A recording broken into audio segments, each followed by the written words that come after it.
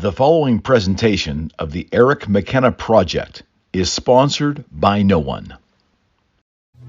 Hello, you're listening to the Eric McKenna Project.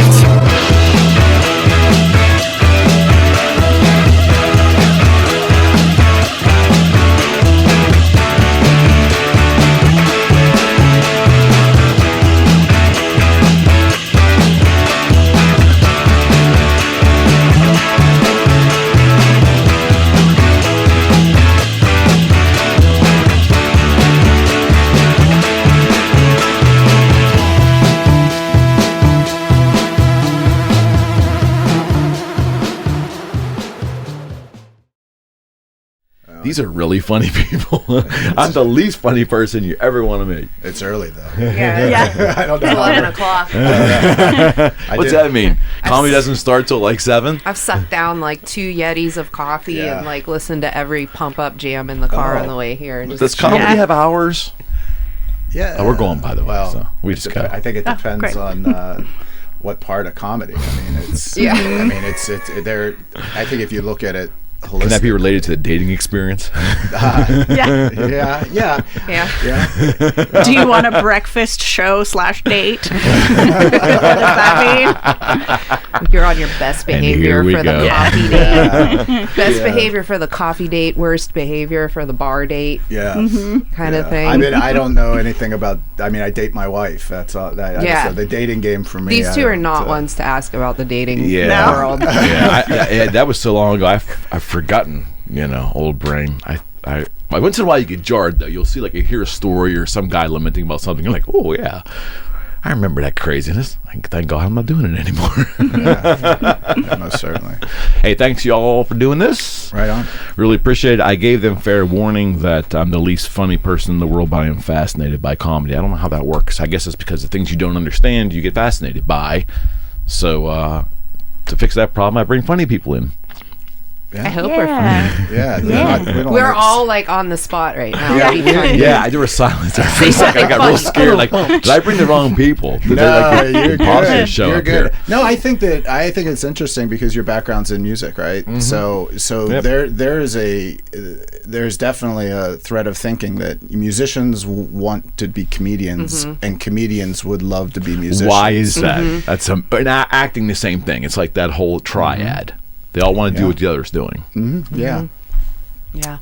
I mean, I never wanted that. Acting was always fascinating to me. And I met through the guitar years a couple actors, some big ones. No, I won't name drop, but I didn't meet them in terms of friendships, but situationally. And they were just not the smartest, small little group of people that I had met. Oh. I found the musicians and some of the comedians just so much more witty and just surprising.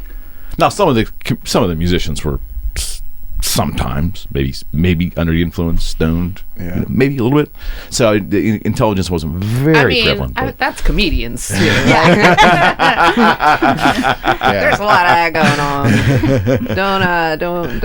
Don't. Come on now! No, you opened up a can of worms. Would Pink Floyd The Wall have been written without LSD? Yeah. Well, I think it. I mean, boy, we're going somewhere here. That's what we do. Right off. You didn't warn them. You didn't warn them. Wait, can we at least introduce these people before? Well, I was coming to you for that. Right on. We don't really introduce anybody on this show, but but I'll come to you for that. Yeah. Because you arranged this whole shindig for me. I did. This is all my fault.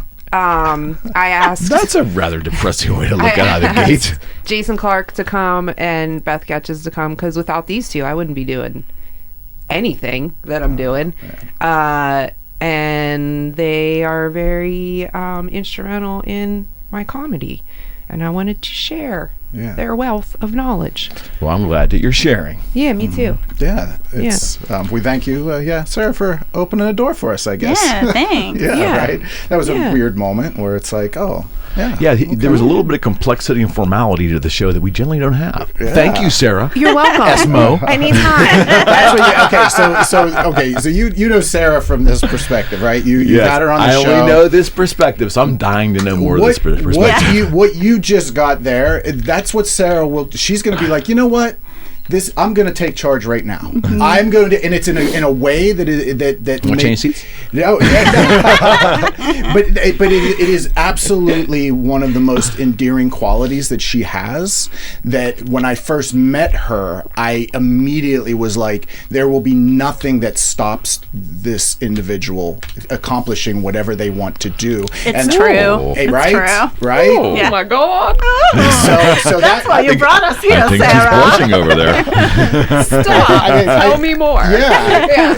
But Thanks, no, Jason. I mean, Beth, it is. It's a quality that is just, it makes me want to be better. It wants me to be able to provide anything I can as a tool. And I've learned more from her than she could ever imagine over this relationship That's that crazy. we've had.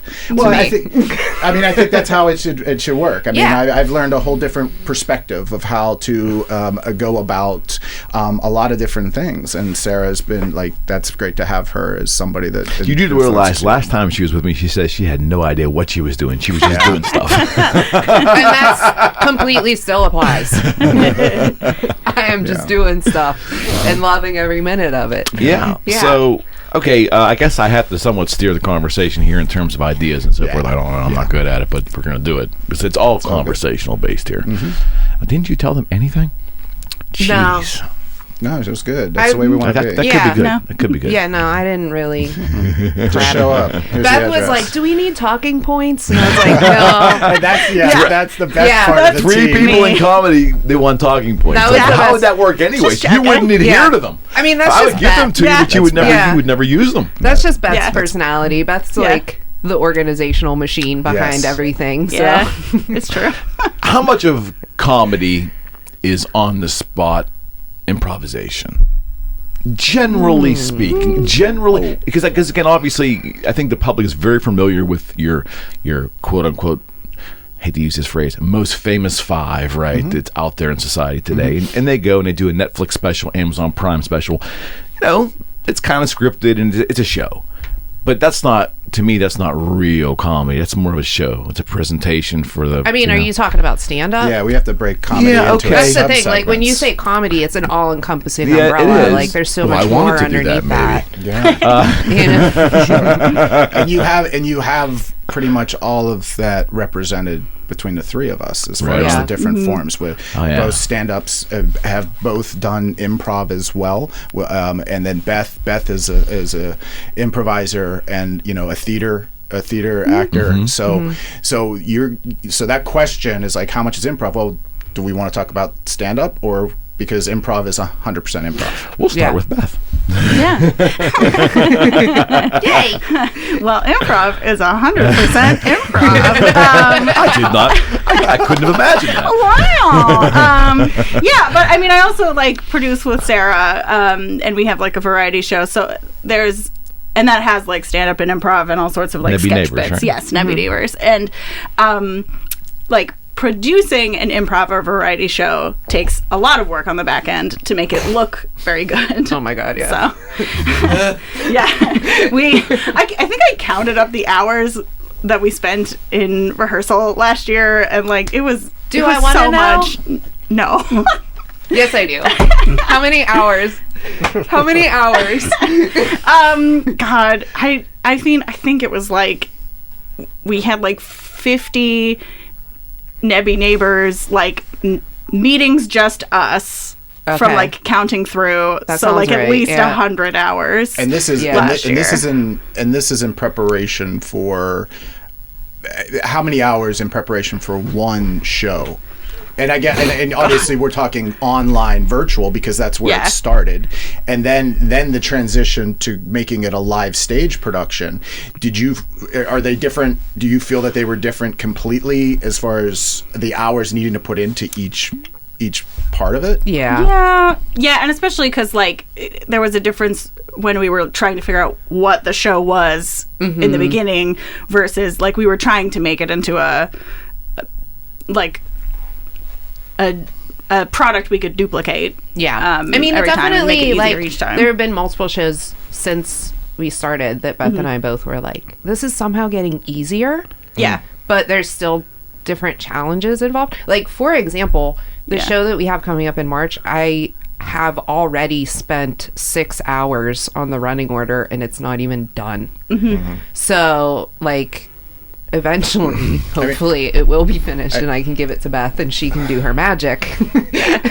But it's a lot of that's the thing that people people don't realize how much work goes into it. Now our show's very complicated, so I don't think we're like the norm in any moving parts. And there's of a lot of stuff. like tech and like pulling things from Nextdoor, like funny posts and stuff, and like how to structure that. So video segments. I mean, you've had pre-recorded video segments that they've done. I mean, it has been, the show itself has been so amazing that as we look at what we've gone through in the as society, but when we look at it in the world of comedy, what happened when the pandemic happened, we started out, it was almost instantaneous that our artists said, we can do this online. It might not be, we had to remove expectations or remember what things were. Right now, I need to perform my art. I have to do what I love to do, which is entertain people. And that transition onto Zoom comedy and it did, in my opinion, watching it evolve through the leadership of these two individuals, what I seen happen. She's looking at you. We're pointing at Beth. I definitely, I mean, when we look, when we look at that transition and what happened and the amount of volume of shows that the arcade was putting on virtually, and to see it grow over that time period and learning the tricks, and then the next thing you know, you have a performer that's like, oh, I'm an editor and I know how to do this, and all of these other passions that these artists had tucked away that we did not know existed got exposed and was utilized, and then now they felt alive. That's very cool. That's very cool. It was pretty amazing to watch, and that was all forced out because of need, right? Because of the pandemic. I mean, a lot for needs on so many different levels, but mainly I would say as artists, it was about our emotional well-being. We just took something away that a lot of people can't understand, and maybe that's the tie back to the musician. You don't know that feeling of what that's like going out in front of a live audience and eliciting a response from them on something you've created, whether it's been hours of work of prep or right then and there improvised in front of you, and that was taken away.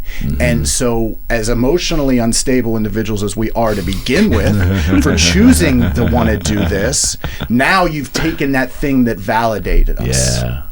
So to see what Beth and all of these artists, these improvisers did, and stand-ups, we tried to figure it out, and it just didn't land as well. But it was still out there. Why did you think that improv worked where stand-up often failed virtually? I'd like Beth's thoughts on that. Yeah, me too. Coming to you, Beth. Gosh. The pressure's on. Yeah, that's a great question. That is a good question. Why, thank you. You're welcome. Once every 4 or 5 months, one just comes around. You know, I'm here to stroke egos, man. I'm here to keep shit together and stroke egos. We're glad to be a part of that. Gosh, I don't know. I mean, because I saw some like online stand-up shows that were good. I feel like that was when they had sort of a Zoom audience that they could get feedback from. That's when it worked. Like, and when it wasn't just like they're sort of hunched over their computer, like they took the time to like light themselves well and made it a show. And like edited their material so that like they might not get the laughs that they're used to. Like they need to treat it more like it's just going to be an empty room, and then like if they get Zoom laughs, great. And just kind of keep going there, because we had some stand up on our on every one of our online Nebby shows, and like I feel like they were prepared to do that. And then we also had our cast like please turn your microphones on during this moment and like laugh so they have something, because it seems like it's scary up there alone, and then also just in your room. I think one of the best ones, and it slips my mind of who the comedian was that you had on. where they actually, or that might have been on the video that we did where stand-ups told jokes. Remember that video where we did like a stand-up lunch hour? And there was the one comedian that actually had the Tonight Show background. Oh, so the Brittany that was had Brittany. that. Brittany had that for... Oh my gosh, Brittany Alexis. Oh yeah. It was just... She did the show. Oh yeah, she's unreal. And so that Beth, I think, is spot on. From that perspective, that the stand-ups, the ones that it came across really well had a little bit of a production value on their end a little bit. Okay. We did a paid Todd Glass show. That was one of the only arcade shows that we did that was a ticketed virtual show, because everything else was just free, donate if you can. Right. Who then Beth was our development director, who was on the back end, taking care of all the donations and the money that was coming to help fund the keep the theater working towards staying open, survival, and then it was able to transition into getting our artists paid for doing these shows. Got it. Yeah. So it really launched that. But we did Todd Glass, and Todd did it from his studio in LA. He has he obviously has a podcast studio like this where it's just, and he's got a full stage in there, and it was what it was. It was a good time, and he had fun with it, but he had it all set up like it was his. He was doing a show. He wanted it to feel like it was like at the arcade, and so those things worked. But I think there's also the improvisers. They improvise quicker. Yeah. They pivot quicker. The mindset. They do. They do. They are in that aspect of complete change. Like, they are actors. They are doing the character work that I was seeing people do.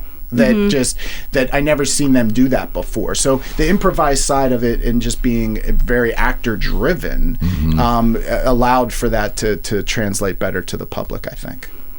Well, I think too, would you not agree that being forced to change everything, having the world turned on its head, I think you and I discussed a little bit, it just forced creativity from areas that probably you never knew existed at one point, right? Yeah, I mean, it definitely, like, for our improv group, it definitely made us I apologize. Yeah. Hey, sorry about that. Once in a while we get a little bit of a bump here, but onward. That's cool. No, it's good. Luckily, we are improvisers, and we can just move on. That was my point. If anyone would be able to handle that fluidly, it'd be the three of you. With good memories, so we know where we're at. Yeah. Do we? I don't know. You were talking about something. Oh, cool. You were talking about something. You were talking about select start. I was talking about select start and improv, and when the world fell apart, it was really select start that was, under Beth's guidance, that we were just like, we're going to do this. And I think like the freedom of improv allowed us to perform in that space differently than people who do stand up. Because we actually got to like play with the element of being online, whereas the stand up doesn't really do that. Like, we took advantage of being in a little square for our artwork, and so much of stand up is just on you and not necessarily your environment, so we got to play with that online environment in a way that you don't get to play with it with stand-up comedy. And what born out of it was then, we figured out a way to make that part of our corporate package, that we would book these artists to put on their shows for corporations, because what ended up happening were the businesses that would be hiring entertainment for their holiday parties or whatever, and then it became they wanted to just do something for their employees, because they knew that they were missing this, and they're all now they were working in an office downtown, and now they're all over the place. So those inquiries started coming our way at the arcade, and so I teamed up with these two, and like is at that time Beth was my work bestie. Like, we were and then seeing what she was developing, and she was bouncing things back on me, and we were just talking through, and then seeing Sarah doing her thing, and it was like, oh, we can create a package that we could do shows for. So I mean, we did a few PTAs that did like appreciation nights for their students. Right on. And we did the Cultural Trust. We did an event with NYU. For like 150 NYU students. Oh, very cool. CMU. So and it was what it was able to do was pay these artists. That's all I was kept saying to myself is we once you give your art away for free, it's so hard to then monetize it. And was that a fear from the beginning of the pandemic? For me, y'all knew you were going to do something, but then it was like, wait a second, we take the revenue out of this. Then where's the value? I mean, I didn't think I was going to do anything, but I will say that now that I have been paid, I will no longer be doing comedy for free. I mean, capitalism. I was not expecting anything when the pandemic hit, comedy-wise. Like, I was pretty sure, like, comedy's for me is over. Wow. Because you were so new. I was so going new into the pandemic. I was only like maybe 6 months in when the pandemic hit. Yeah, that's right. So for me, it was like, well, here's this thing that I really love, and the earth is saying no. So when these opportunities came, of course I was going to jump on it. Right. Because I didn't have really anywhere else to go with it. And that's really where I seen such a growth in Sarah's comedy. It was almost like kind of shocking how quickly she was taking to comedy on so many different levels, not just the performance and being funny, but also the back end starting to produce and wanting to understand this business, because the mechanics of it, because this business is unbelievable. Yeah, I feel layers. like when Beth and I started producing, that's when things really started clicking and changing for me, just because she has such a strong background in that already, and so being that, like, we really kind of work so well together because our personalities are pretty different. Okay. But at the same time, they complement each other really well. And so she's really the one that kind of like reels me back in, Is that even possible? Yeah. But I do the same for her, in certain things. And so learning from her, and putting on that first show, and then that show being over, and the two of us just being like, damn, that was good. Yeah. Let's do it again. And it wasn't until then that I was like, my confidence just grew. We did this show for the Cultural Trust, right? And we basically created this concept for these shows, right? Because we sort of tested some things out, different forms of improv, game show concept, which we had, and we used that, but that wasn't as character driven as these shows we put together. And the way it worked out is Sarah, every time we did these shows, had a completely new character that was built on something about the person that hired us. Yeah. So she would, if we were doing a PTA show, she would now be the principal, and she would fire the principal, because the principal would be booked on the show with us. They would be on the screen and participating. And then when we did the Cultural Trust, and she'll send you the picture. It's so good.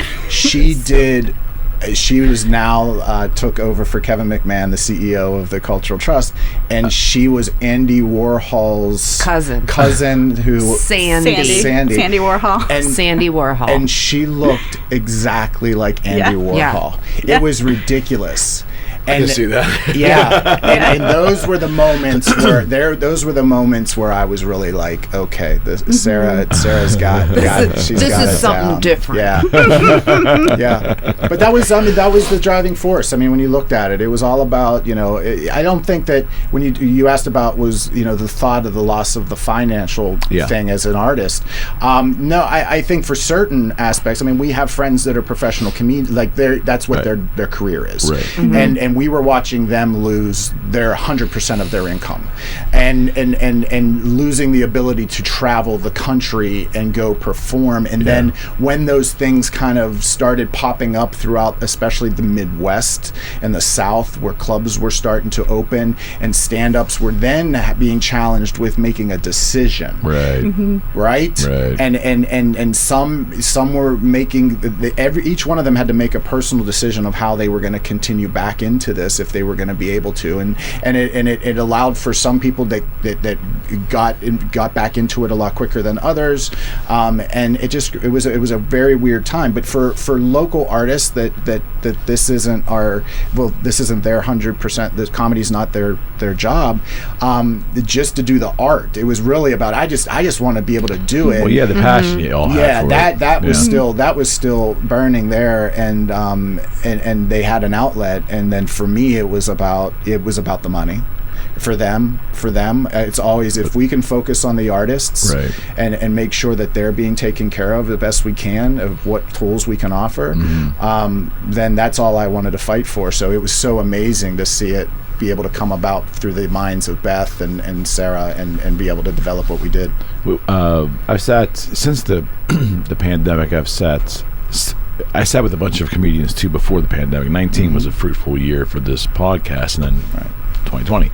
But since the pandemic, I've sat with T-Robe and Aaron Clyber, I believe. And both of them out there doing their thing, traveling, on tour. And I sat with T-Robe kind of like when we were in lockdown, and then once he was able to go out and stretch his legs a little bit.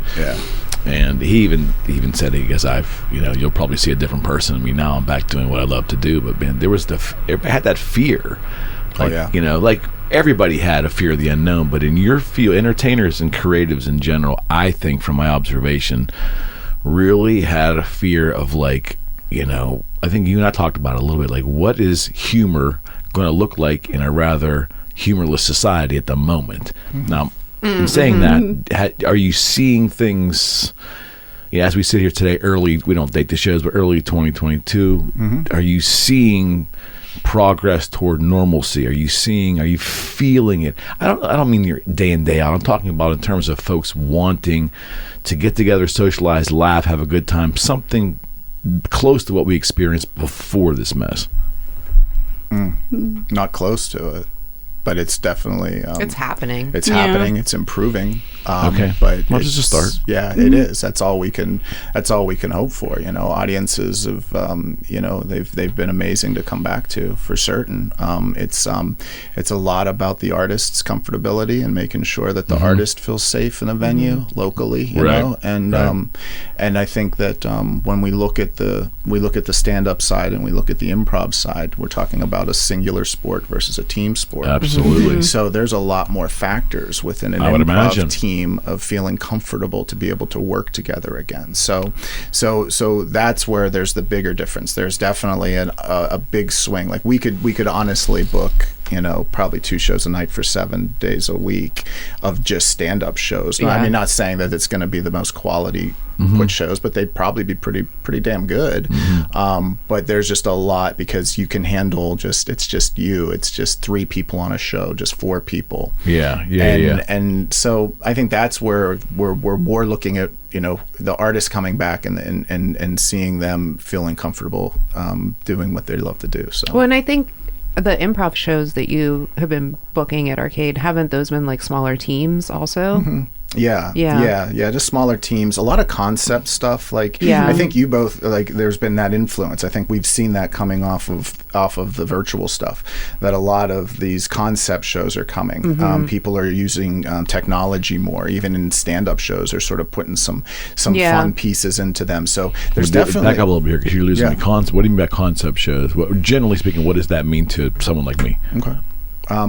Their show's a concept show, the Nebby Neighbors, right? I thought. I'm sorry. I thought you meant more in terms of there was a certain angle, I don't know. I was thinking maybe you're a computerization or I mean, you're saying basically a production. Yeah. Mm-hmm. Yes. Or like a heavily themed show. Yes. Got it. And they come back and then they build a following. You know. Got it. You know, we have at the arcade. I mean, since inception, there's been the Knights of the Arcade, which is a live Dungeons and Dragons improv show. Right on. And whether you're into D&D or not, which I'm not, I never played it or anything. And then when I went and seen that show for the first time 8 years ago, I was like, oh, this is fun as hell. Got it. Yeah. So that was what we would look as sort of a concept show, and then they have a monthly run and they monthly show, and they build a following. They have fans that show up. So they're doing the same thing under their 100%. Nebby Neighbors, and 100%. So we are seeing a lot more of that. Latchkey Kids is another concept show that's come out of the pandemic.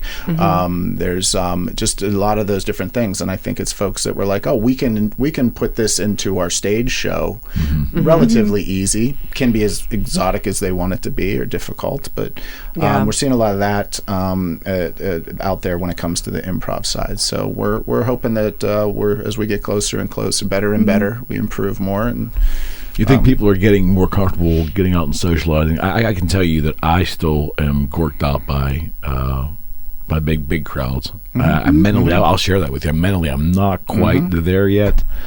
And I had taken my son to Oakland for a baseball game in the fall of 19, and never gave a second thought of being around a ton of people. Didn't bother me. And through this process of I'm not the same person. So I imagine, I think I'm somewhat rather well adapted to life, but I would imagine there's a lot of people out there that are still trying to find their sea legs to get back, and that's a challenge for your industry, I would imagine. I think any industry is struggling with that. I think that, I mean, I myself, I have more of an awareness when it comes to where I'm going and what is involved with the space that I'm going to. Like, if I'm going somewhere and it's just like balls out, do whatever you want, like there was no pandemic. That's the best. That's your merch for your balls out. It's whatever you putting it on, it's going to be balls out. No pandemic. I say balls out a lot. I know you do. But balls out, no pandemic. That's on to something. What did you say? What did you just say? Balls out, and what was the tag on it after? I don't know. Oh shit! No pandemic. We'll listen to it. Like there was balls out, no pandemic. I think is what I think when you said the way you come out with that, it was so good. Balls out or calm down. Like it's one of the two that I usually say. All right, dude. I will absolutely wear a T-shirt that says balls out. Are you kidding me? Yeah. We're doing We're designing that. Get that on We're going to get on Canva later this afternoon. That's actually not a bad idea. Because you're right on the edge of like, well, you could say, well, no, it's a novelty shirt. It doesn't really offensive, but you know it is. You know it is. I mean, dudes are hanging balls from their trailer hitches. Yeah, that's what is up with that? I don't know. I mean, I saw that 10 years ago or 12 years ago. And I was actually driving through Alabama at the time that I was coming home. I'm so sorry. Long drive on 65, not 66, whatever the north or south. Next to the Kogo's down by the way. Well, no, they didn't talk. They were talking like this. I went to a Tasty Freeze and they wouldn't serve me because they just either saw the plate or they realized I didn't have the twang. But whatever it was, I just wanted ice cream, bro. I just wanted a vanilla ice cream cone. Driving home, though, I saw like these swinging objects on a trailer hitch, and for whatever reason, I'm like, that guy's truck broke, and I drove by and I saw that, and I was just like, you got to be, how? I mean, we can hang balls off the back of a truck, but women can't breastfeed in public. Yeah, we're pretty screwed up. Where does that make any sense? It doesn't. Yeah, pretty screwed up. Pretty screwed up. Why is that offensive anyways? Like, it doesn't, I don't know. I think that I'm going to put that down. I definitely want to see where did that come from? The Truck Nutz. I don't know. I've never heard it called Truck Nutz. That's what they're called. Yeah. Are they really? Yeah. That's the label on the thing. Yeah. Truck Nutz. Yeah. There you go. Obviously, I've never bought them. And I'm sure there are knockoff Truck Nutz, so they're not exactly the ones that end with a Z. So there's like lower grade, like these aren't the real Truck Nutz. Look at your knockoff. Think about that nuts. factory. Think about the factory. Like, are they injection molded? Like, do they have a big mold? where they like inject the plastic and then they just have like a ton and then of there's them. this, and I just have this Lucille Ball chocolate factory thing God. where it's just balls. It's just balls. No, the balls are too fast. Write that down. Write that down. You did the The balls are too fast. No, slow the balls down. Put them in. Oh my goodness! I've actually seen those on the back of bicycles too. Wow. What? Yeah. Those I don't even people like understand. that don't drive bicycles. So your local meth head down the street riding I'm just riding saying, his man. Schwinn to get his fix or what's I mean They probably got a DUI, so then they can't drive their truck, so they put them on the bicycle. Listen, I was totally suckered into dating someone thinking that he was like environmentally aware, and he had 3 DUIs and lost his license. So it's a thing. It happened. Yeah. I was like, oh, cool. He's like in shape and like, you know, loves the earth. No, he's a fucking alcoholic. when is he what showed it up is. for your date and told you to get on the back of the banana seat, you knew there was a problem, With right? the truck nuts. With the truck nuts. Yeah. Anyway, balls. Yeah. Balls out. Oh, yeah. So I was saying, like, there are definitely places I've walked into, and it's like Court job. 2019 again.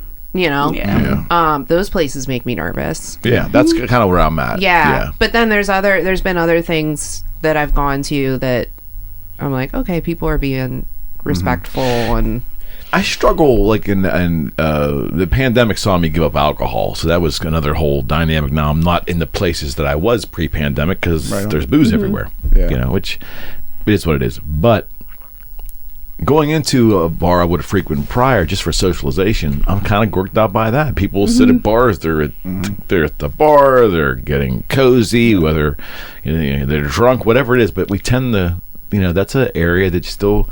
I see plenty of bars that look like it was 2019. Yeah. again, oh yeah. Yeah. and maybe hopefully we get there, but I don't know if we're there yet. Well, I think the Do thing we that wanna everybody has to understand. Yeah, I was going to go there too. What? I'm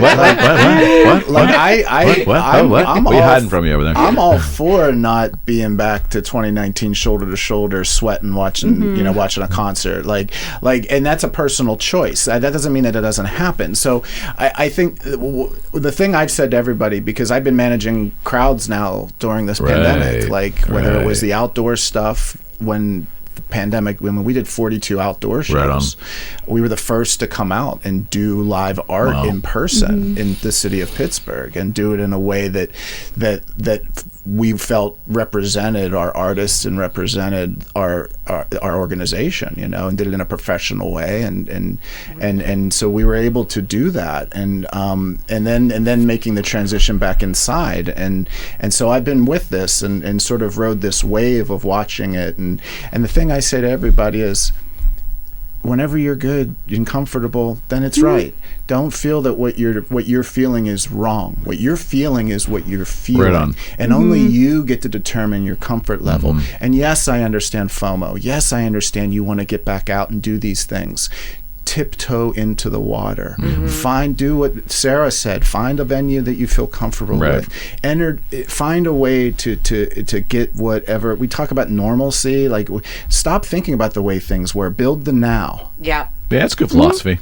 Yeah. Build the now, man. I mean, And I think like it's so interesting because a lot of what you said also applied to me, and maybe also you, Beth, like in pre-pandemic times, just as a woman going out, you know, like I'm seeing a lot of parallels with people saying those kinds of things, like, I'm not going to go somewhere if I'm not comfortable there. And like, as a woman, I'm not going to go somewhere if I'm not comfortable there. If I feel unsafe, I'm out. y'all have been doing this for your whole life. Yeah, like we've been in training for our whole entire lives for stuff like this. And I think now it's more...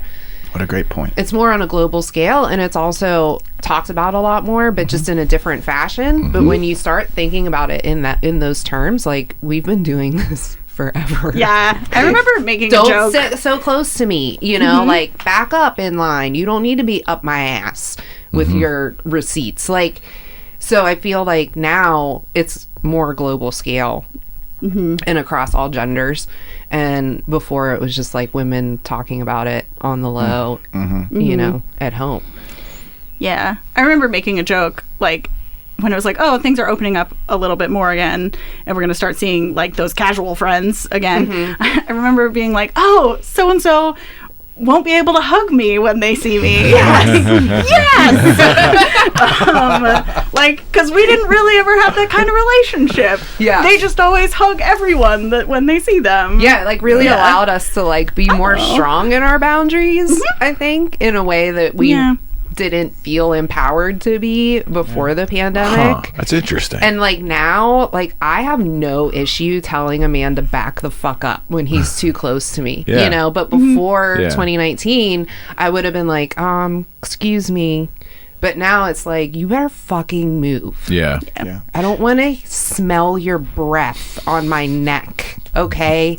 And it's because, A, I don't want you that close to me. And also, like, COVID is still a thing. Right. You know? And and I think that's where I feel good as far as, especially talking with, Beth and Sarah, of just that, like, we're definitely moving in the right direction, and we're learning a lot. We've learned a lot, and there's so much positive ahead of us, and so that, for me, I've had to sort of just kind of flip the script on what happened these last 2 years. It happened. We're here. Yeah. We are here. Our art listen, continues to evolve, right? Well, it does. I mean, that's why it was so quick to be like, oh, who gives a shit about the artists? Because we always come back. Like, through the test of time, art has survived world wars, famines, pandemics, and it's come back better and stronger in a lot of different ways than it did before, and more creative. I would say, to especially the this outlets, one. people, and the ultimate product that's put out there. So all of that. Hey, we can talk to the story as much as we want. I think it's best to put it on one time and be done with it. For me, I mean, it's like it's just a time now to start celebrating that you came through this, and do it in a way that's responsible. Right? Yeah, like when I came in and you were like, you always seem like you're good, and I'm like, I'm alive, man. Yeah, man. That's like, that's the perspective top priority, now, right? Yeah, like I was telling a friend, like I'm just very over like all the nostalgia. Because when I think of like pre-pandemic, I don't think about like fun stuff. I think like we really used to go to the melting pot. Oh my God, sort of. You might have. You gotta snort. But like we really like certain things like that, like and Double Dipper was just like a joke, but now it's like you'll get cut from someone for doing it. Like those are the things I think about when I think pre-pandemic. I don't think about like, going to a farmer's market. I don't think about that stuff. Just seeing like the bathroom signs, it wasn't like for decades you would go and casually remind employees to wash their hands before they returned to making your food. But now there was detailed instructions on how to wash your hands. I've been judging establishments' bathrooms since I was a child. For me, I will check a restroom on a spot, and I'm like, nope. Because I know whatever's happening there is happening in that back room, and that's happening on my chicken wings. I mean, I got a whole thing, man. So I'm very happy to see some standards from that perspective. Weird question: Has the pandemic changed your thought in that regards about how much you eat out or order food, or have someone else prepare your food? I mean, I very rarely eat out, just in general. And I think that when I do go and eat out now, I try to go somewhere that I know I can't make that food myself. Right. That's what I do too. I'm trying to think of like the last time I actually. Would you order in though? I'll order in. What do you eat? But I order in like air. What are you eating? I order in, but I usually am ordering in like sushi. Yeah. Right. Yeah.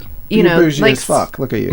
Yeah, I am. I don't have kids, man. I can spend money. Good for you. You know, like I got a grandchild coming. I got to save my money for taking care of that kid. I made lobster tails the other night, and somebody else did it, and that was rude. Yeah, no, I judge things by the back alley. not by the. Oh, right on. Yeah. I judge neighborhoods by the back yeah. alley, because that's where the real. That's exciting back there. Yeah. It can be. Yeah, it can be. I would tell you the back alley of the theater is shared with the restaurants on Penn Avenue. It's so fun. And there, I can. You're absolutely right. It's so I can fun. walk down. Because I walk down that alley all the time, and I can tell you what restaurant you want to go to. Yeah. And what restaurant you don't want to get to. Yeah, for sure. Yes. So that's I remember a great point. riding my bike with my friend down in New Orleans, and we were in one section. We were like, "Yep, shouldn't be here." And we like turned a couple blocks, and we were like, "Damn, they have cobblestone alleys. This is fancy." And like it turned out like we were in a very wealthy section of New Orleans. So yeah, I don't know. I eat food, man. Right on. Okay, I was just saying, because you were just like, I was just like, do you just, I mean, do you As cook? opposed to. I've never heard you talk about like cooking or anything like that in our conversations. That's all. She gets the world delivered to her. Everything love gets it. delivered to I Sarah. love it. Like I do. She curates her entire If world, and it's delivered on a silver platter. Yeah. Yeah. I mean, I do. I get I'm not like leaving the I get house. like farmers market produce Nice. delivered to my house. I do the Amazon Prime. You can Whole get Foods anything thing. now. Anything. But I that's can get what's great anything. about Sarah is we were transitioning into this whole stay at yeah. home and ordering in. And she's like, dude, she's like, Wait, what? I'm a fucking hermit. Yeah. I've been working. I've had a work from home job for 7 years. At that point, Yes. 7 years. And she's like, all you people are now messing with me. Yeah. Because her schedule changed. Because anytime that she wanted to go do something, it was around because there was nobody. They were all at work. Right on. And so it was so funny to hear Right her on. rant I was so mad. about over it. you people. You did. I did have You a little road rage coming here because traffic. Yeah. I enjoyed that. Gross. and traffic is kind of coming back to a thing now again. Huh? Yeah. Has different patterns. But at you work different from times. home a lot more now than you did before. Yes, I love it. I Yeah. don't want to go back to So being why in isn't person. all this traffic? Because a lot of corporations have made people work from home, right? Yeah, I mean, So what the hell? They should be on the job working, but Well- obviously they're not. well, they're on the road. I mean, there's just more. Yeah, I mean, I think that the work from home model of the idea of like, well, at noon today, I can go and run errands. Yeah. Versus when I was at an office. Yeah. Yeah. There's a lot more freedom in your schedule. Yeah. Everybody's so out. now those are the folks, there's people that are able to, the pattern has changed. Their jobs are allowing them to do different things at different times and give them some freedom. And because corporations, and a lot of them learn that, hey, just, wow, if you trust your employees, they're going to do Funny well. how that works. The productivity for folks went through the roof, but then it went a little too far with some because they just were constantly working. Yeah. And for whatever reasons. But, I mean, it took me a solid year when I started working from home to like get in the groove of actually being productive and able to work from home and accomplish what I needed to accomplish and all that stuff. Just because it is so different than when you're working in an office structured space, or, I was a retail manager for way too long, and like having that structure of the store and the people that worked there. And so there was a huge learning curve for me, but I did that learning curve 6 years before everybody else. Right. So there was a lot of things that like people were saying that I related back to when I first started working from home. And at that point, it was like, it's going to take you a minute, but it's going to be okay. Yeah. You missed an opportunity. You could have given classes on how to cope. No, man, you got to figure it out yourself. But that's the other cool Balls thing. out. Balls out. Like, Balls out. that's the Figure it other out. cool thing Balls about out. Figure it out. working from home is when you work from home, you can work the way that works best for you. You're not working Right. the way that works best for your boss or the corporation you're working for. You're working for yourself, essentially, in that if you want to have music on, you can. Yeah. If you want to sit on the couch, you can. If you don't want to shower for 3 days, you can. You know what I mean? Not advised, but you can. Yeah, but like I think that freedom allowed people to do better work and be more productive. Yeah. You don't have that commute anymore. You don't have the I can't tell you how many people have just been like, there's no office politics in play when I'm working, and that has been so freeing. I bet. I bet. So yeah, I think that like I just think everybody should work from home. And I don't. So I just physically, I got myself to the point where one day work from home is kind of my max. But my job also dictates that I can't work from home. But there are aspects of it when it is nice that, hey, I don't want to go and I don't need to go to the theater for anything particular today. I want to stay and just sit at my desk at the house and sort of work at that pace. So it for me, I am the hybrid. My job requires that I be in a physical space, but not all the time, and I like that, having that freedom as well. So here it's a break too. The going to the building in itself was a break for me. Okay. That when Jason was a maniac when the building.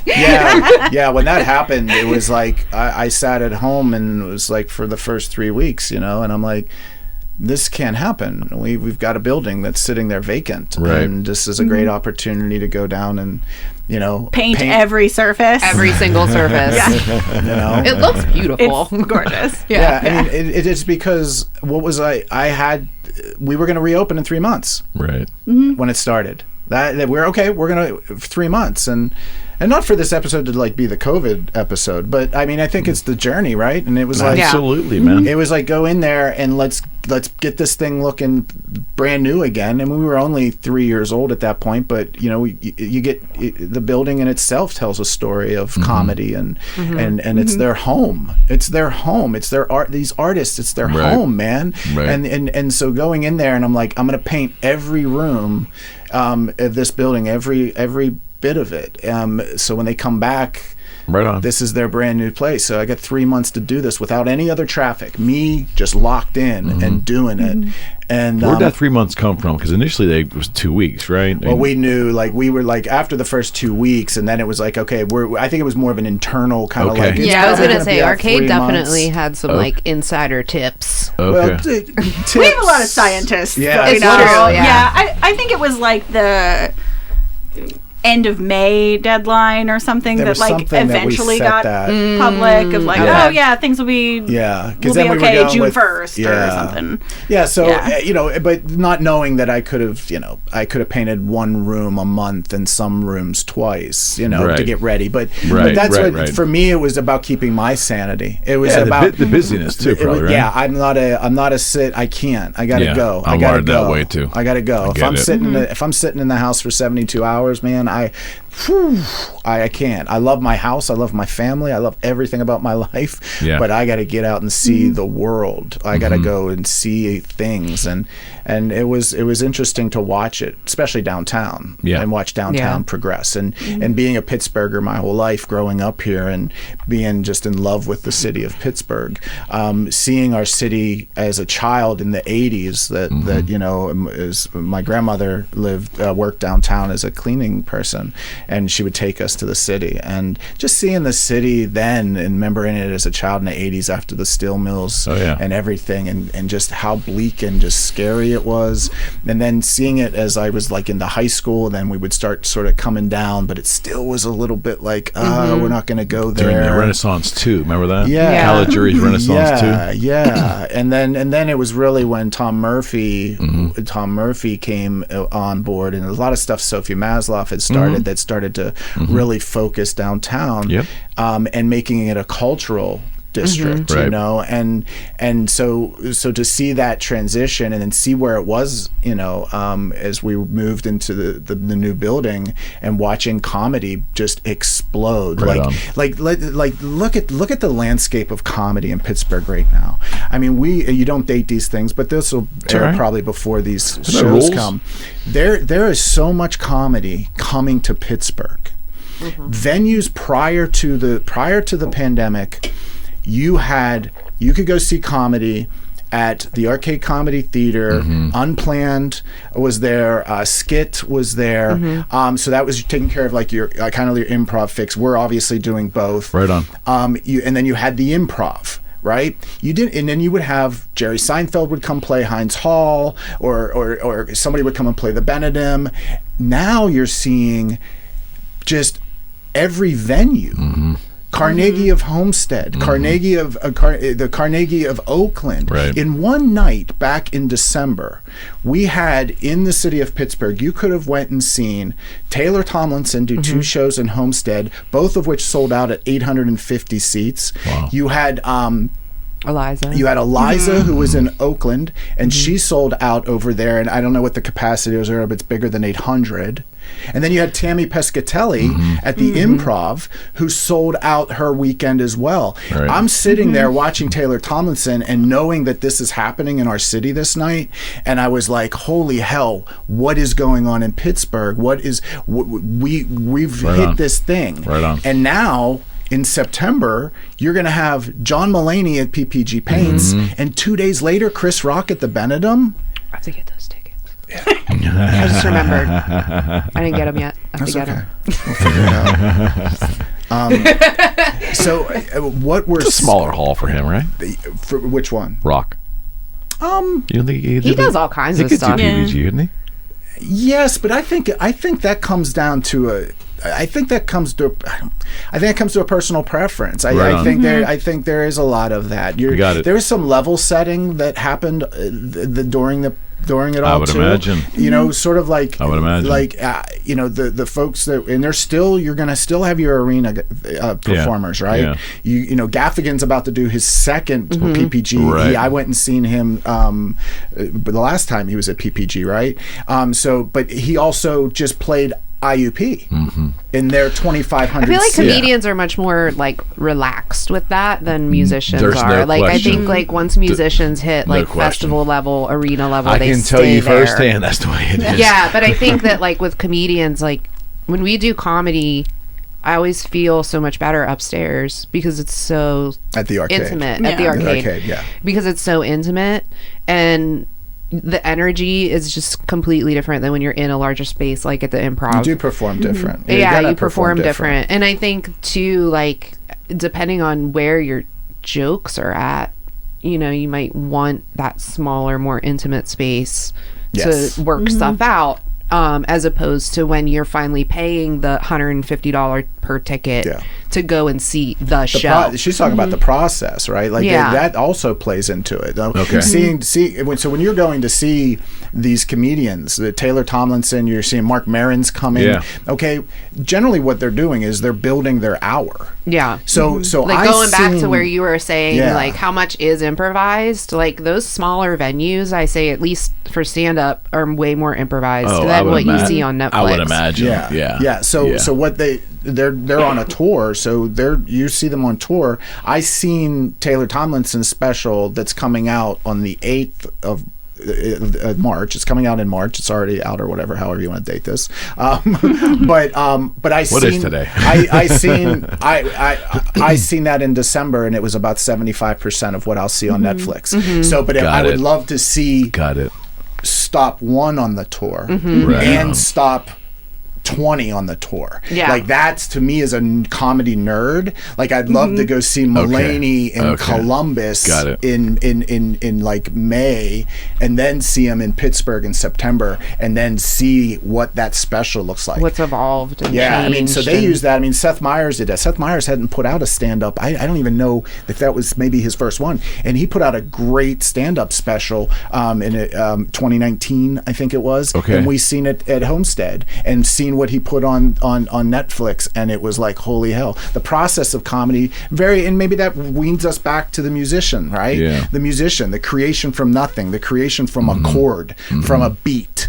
And then you just, and all these comedians, all that they are doing is they are just playing that beat and adding on. Now they're putting a bass underneath it. Now they're hitting this. Yeah. And they're just, and that's what, even on a local level, because we can talk about what all these national acts coming, that puts more spotlight on Pittsburgh. That makes somebody that's like, oh, I do love seeing stand-up comedy. I do love seeing, I mean, they just had the guys from Whose Line Is It Anyways? Like, so, it gives an opportunity for more people to look and see and be like, oh wow, I just seen this, I'm going to see this comedy show, and the local talent is there, and it's evolving, and it's an incubation right now. It's the way I look at comedy from the arcade's perspective. I think we're really incubating the future and seeing more people that are taking classes at the theater with an intent to make this something they do, and then make their way to New York, make their way to Chicago, make their way to LA, and then build a career out of this.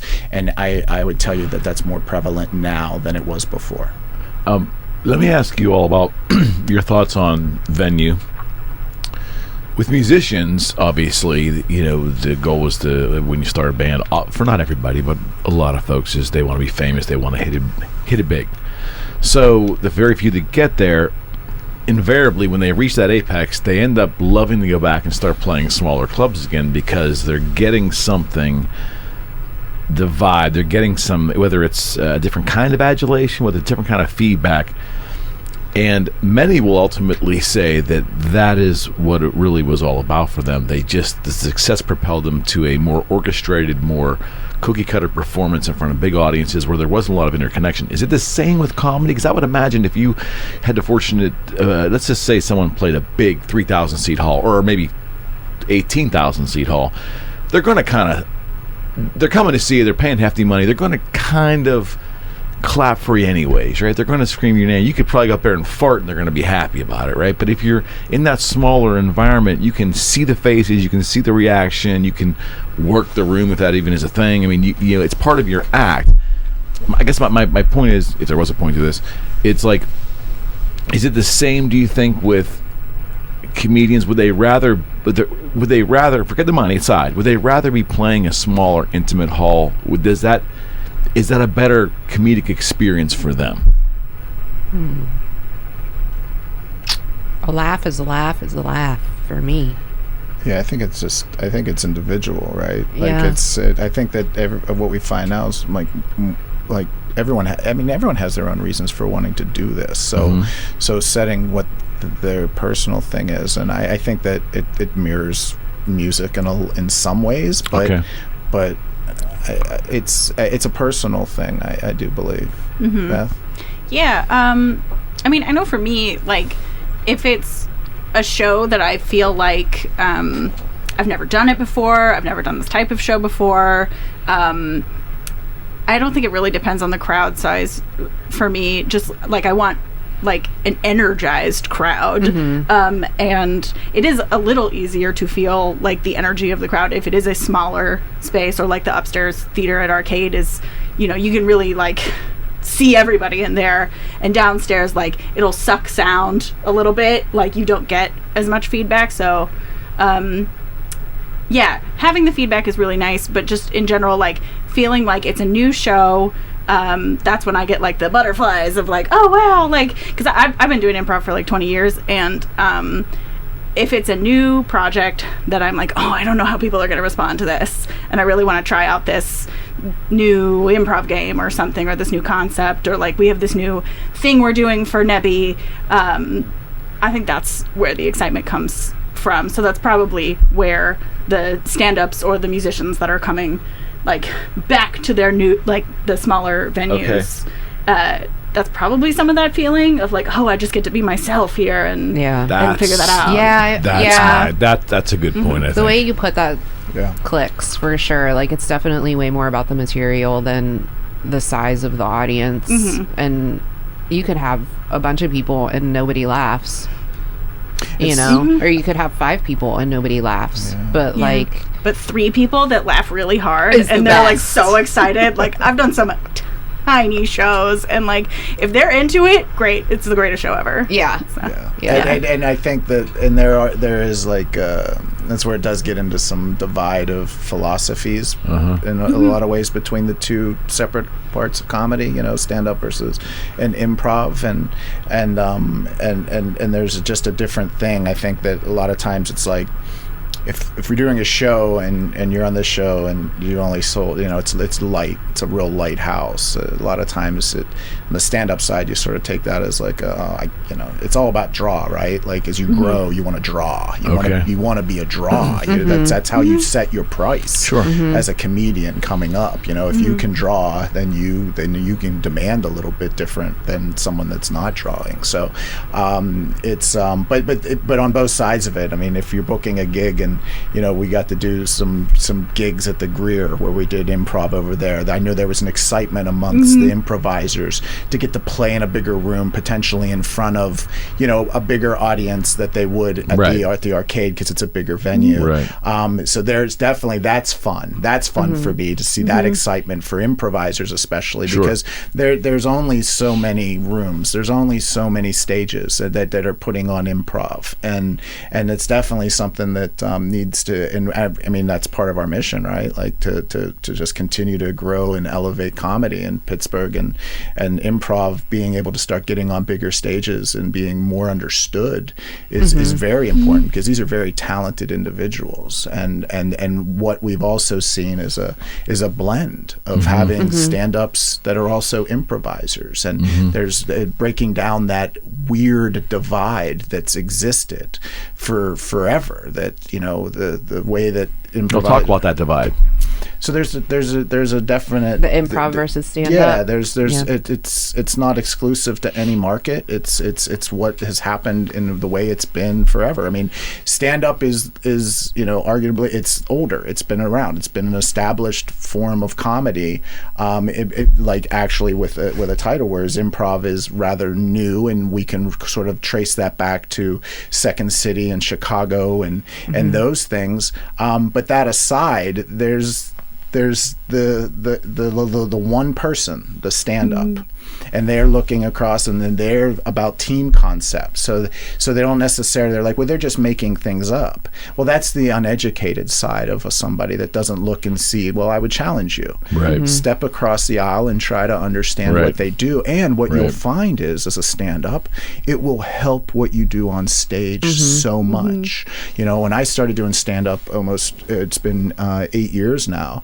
I just went and did it. I went and did. Someone put me on their show. It was someone that I've known for years, Gab Bonesso. Oh yeah. Gab did this show. Yeah, Gab's my wife's cousin, and we'd go watch her do comedy all the time. And I said to her, and I said I've always wanted to try it, and she gave me a shot on her stage at the Brillo Box.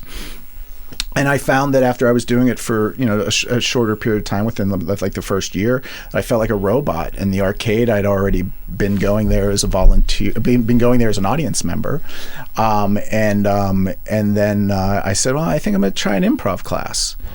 I want to be more conversational. I want to be loose on stage. I don't want to be a robot. I want to be able to recover if I lose my train of thought.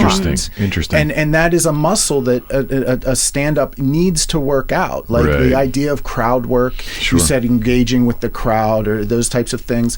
Like that you can learn that skill on your own and figure it out as you go. Or you can go ahead and pair that with improv and take an intro level improv class and come out of it with a new sharpened tool in your back pocket for when you're on stage. So there's always been this mindset too, because the world of improv believes in continued education. Right? It's continued education. You start off and you start off in improv and you take a level 1 class, and then now you've got the bug, whatever it's hooked you, and a lot of it is built around socialization.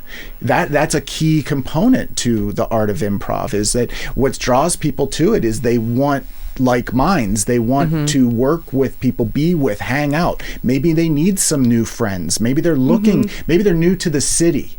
And I found that a lot. People are new to Pittsburgh. They're moving into Pittsburgh, and they're coming and they're staying in numbers that never before. You got your education in Pittsburgh and you left Pittsburgh. Right. Now we have people coming, getting their education and staying here, and they need to find a commonality. They need to find a friend group.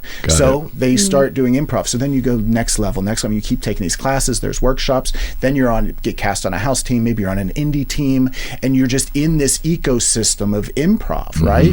Whereas a stand-up will look at it and say, no, you don't take a class to be funny. Right.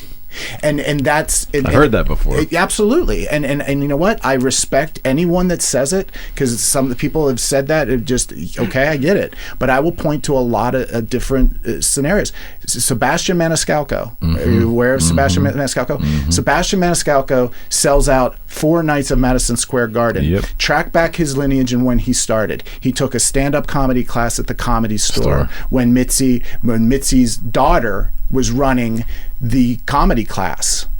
And so he's just like, listen, that was my path. And there's others that have done that. And there are others that will vehemently say to you, you're wasting your time, you're wasting your money. And I would tell you that there's 2 ways you learn. It's pretty pretentious to say that, though. I mean, or arrogant, I should say. Absolutely. It's anyone's journey. That's what's beautiful about comedy. Yeah, absolutely. Your journey is your journey. That's life. Yeah.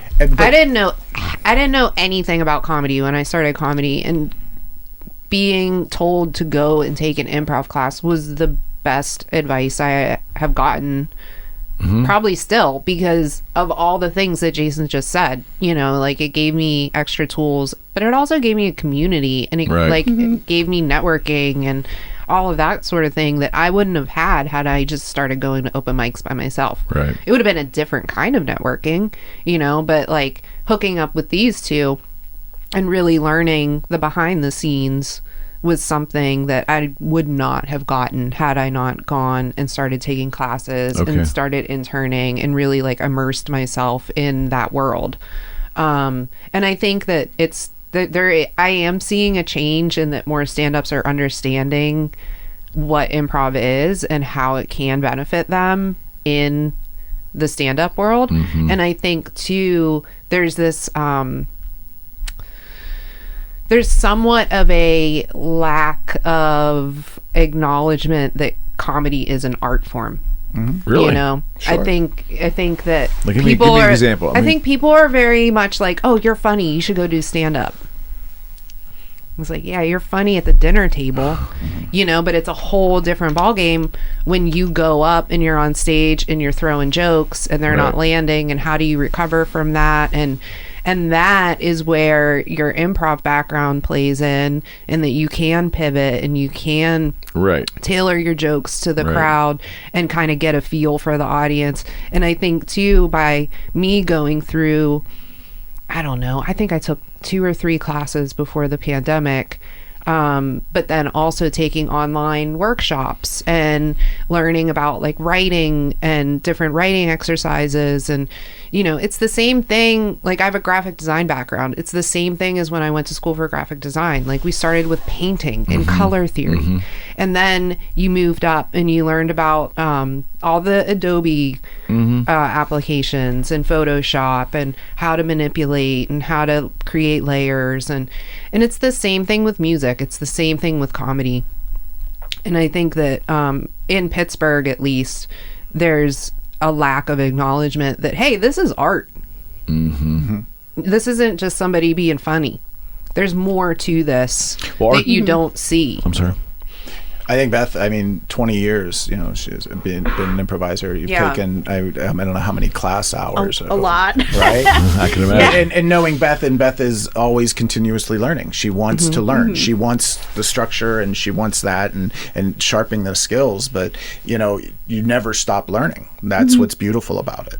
You know, the structure and the different ways that you do things. Yeah, and I think some of those stand-ups that are like, oh, like, class is gross, they probably just don't acknowledge that they are learning from other sources. Like, if they're watching other people's shows and they're like listening to podcasts about comedy, because they're probably not just solely doing their jokes. Like, they just don't realize that they're learning from other things, and they're like self-teaching. And there are some, there are some stand-ups that'll say that, you know, they never listen to comedy because they don't want to like start emulating the person they're listening to and things, which that's their own personal choice, and I just don't believe in that. But I think, but go ahead. I have heard jokes that, like, I'm working on a premise and I'm like, I'm never fucking doing that joke. This joke will never be that good. You know? It will squash your dreams. There's nothing worse when you do write that joke and then you see it and you're like, oh my God, can I get another angle on this? Yeah, for sure.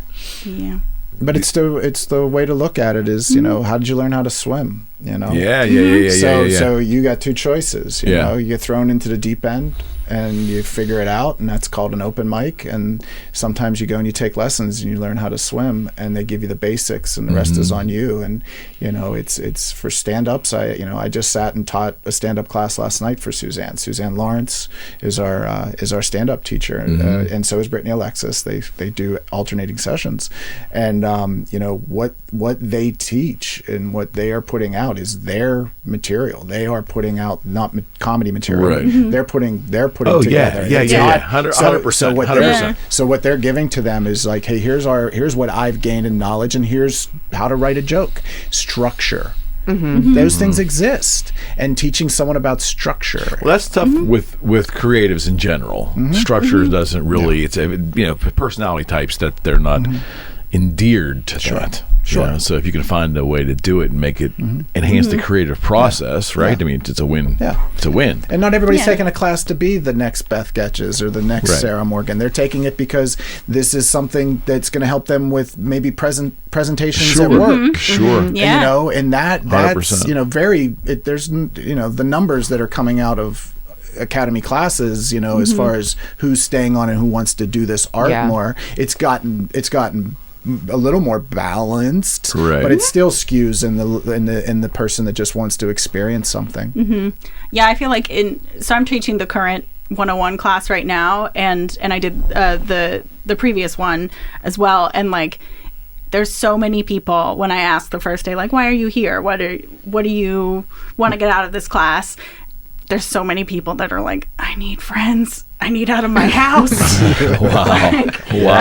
I just want to do an activity outside my house right now, and and it is good for like learning to be a better speaker at work, but like a better presenter. You're saying that you're seeing a lot of need for socialization. That's why they're doing it. That's fascinating. Like the current class I'm teaching, they go out after every class. Like they went out after the first class. And it's a big class, right? Yeah, there's like 11 of them. Yeah. Well, that's cool. And they're all just best friends. And we've seen that. I mean, we've got we like that group that's in like the 103 group right now. They've all been together. There's like 10, 11 of them that have stuck together since they started this. And they're going out and doing things socially, and so listen, I don't know, it's a beautiful thing to watch as we're seeing it progress in what is today's, and what are people looking to do. People are looking to go have a good time, get to experience something different, and maybe challenge themselves to do something they've said for decades they wanted to do, and this thing woke them up and said, you know what, God damn it, I'm gonna go do it.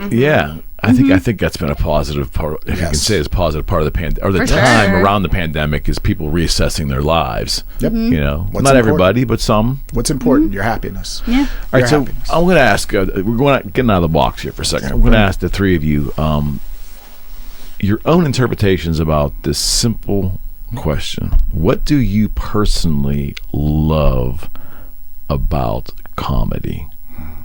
What do you personally love about it? I'm going to start. You start with me? Yeah. I have to be nice to my guests, you know what I mean? You're like a regular now. I'll put you on the spot. Balls out, there. That's your segment. That's the new segment on the Eric McKenna show. And Balls out with Sarah Morgan. Balls out with Sarah Morgan. Episode 1. I can hear the theme music in my head already. There we go. Okay. All right, that's not a bad idea. We got music. We got merch. We'll talk about the podcast after this. Got a podcast. Balls out. Yes. Damn. This is what I love about comedy. I'm actually learning this is a tactic with entertainers where she's delaying right now because she's trying to figure out how the hell to answer this question. She's delaying through all this. She's delaying through all this banter. I'm being her team, and you're like a co-contributor. She's not really talking. She's thinking, and words. You're doing it right now. They don't mean anything right now. I'm thinking. So that's, you're welcome. Thinking about how you're all full of shit. Because I've had this answer instantly. Okay. For me, I love the internal fire that comedy gives me. That I was like missing. Heartburn? Like, what do you mean? Like passion. Okay. For life. And that was a something. joke. See, I'm not funny. That was my attempt to be humorous. That was something that I was missing for. You need to take a class for a while. Yeah, you need to take. There's this thing called comedic timing. No clue. That was something that was definitely missing from my life for a while until I started doing comedy again. And, going back to, I think Jason said, having that moment where you're like, this is something I've always wanted to do. I'm going to go and do it now, finally. That was very much the case for me when I started doing comedy. Okay. This is something I've always wanted to do, but I never knew really how to get into it or what to do with it. And so when I started doing it, the passion for life got reignited. Oh, right on. Inside of me. So as much as I love going on stage, as much as I love producing shows, it's the drive to be a better person, to educate myself, to expand on all levels.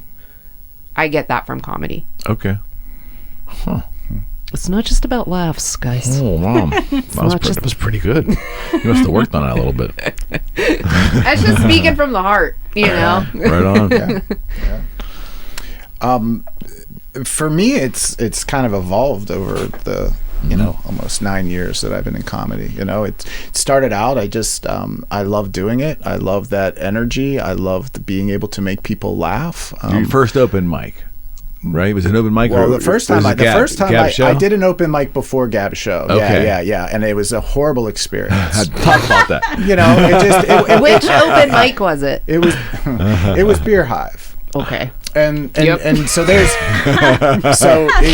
which ended up being an enjoyable mic when it moved upstairs, but it was an experience where I don't know how to behave in this world. I'm a 39. Was I 39? Yeah, 39. I wasn't then. there. I'm just talking out loud, Matt. I was like 38, 39. I've got teenage children.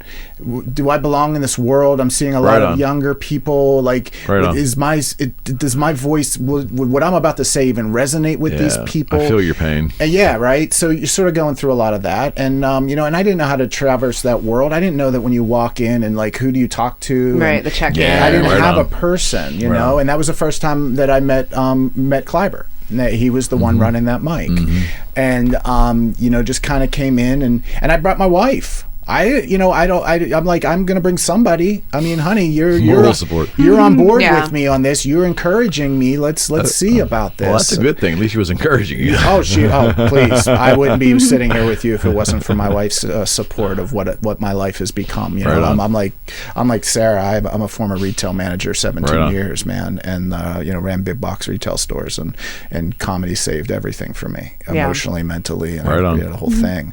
But yeah, I mean, it was the I don't remember much other than there was another comic there that turned out to be one of the most hateful, racist individuals I've ever experienced in our lives, and he's no longer with us. Thank you, God. That's what happens to the best people. But I'm it was a tough time in comedy in Pittsburgh. There were some really, it was very overwhelming in a lot of ways. So the experience just was like more along just the overall experience of standing in front of a television playing a baseball game and people aren't there to see it, and not knowing that that's part of it. That is part of it. You're competing with the Steelers. Yeah, you don't in a different way. Yeah, you don't but yeah. So then the actual experience of doing the show is what, like, wow, this is the greatest drug ever put into my body. Is. And so it was all about like just wanting to feel that and share my stories, share what I find to be entertaining, and letting people laugh and having that feeling come back. And then as I continued to do it and got an opportunity to play in different venues, and play in front of larger audiences, I opened for Aaron for his special recording, so that's 850 people back to back, and it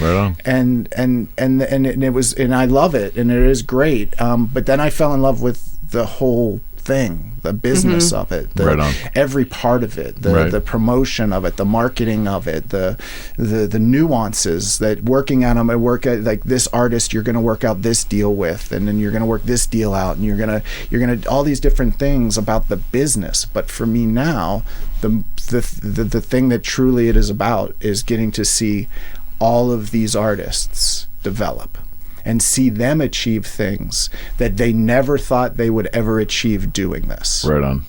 Getting the chance to be in the same room with a comedy hero, somebody they idolize, and they get to open for them. Yeah, that's exciting stuff. That is better for me than me opening for right my on. heroes. I get it. So that's what like that, and truly that's what it's always been for me, is about I want them to have opportunities. They deserve it. They're so talented. They work so goddamn hard at this. How do we help them achieve whatever they want to achieve doing comedy? Right on. So Right on. How do I follow that? No,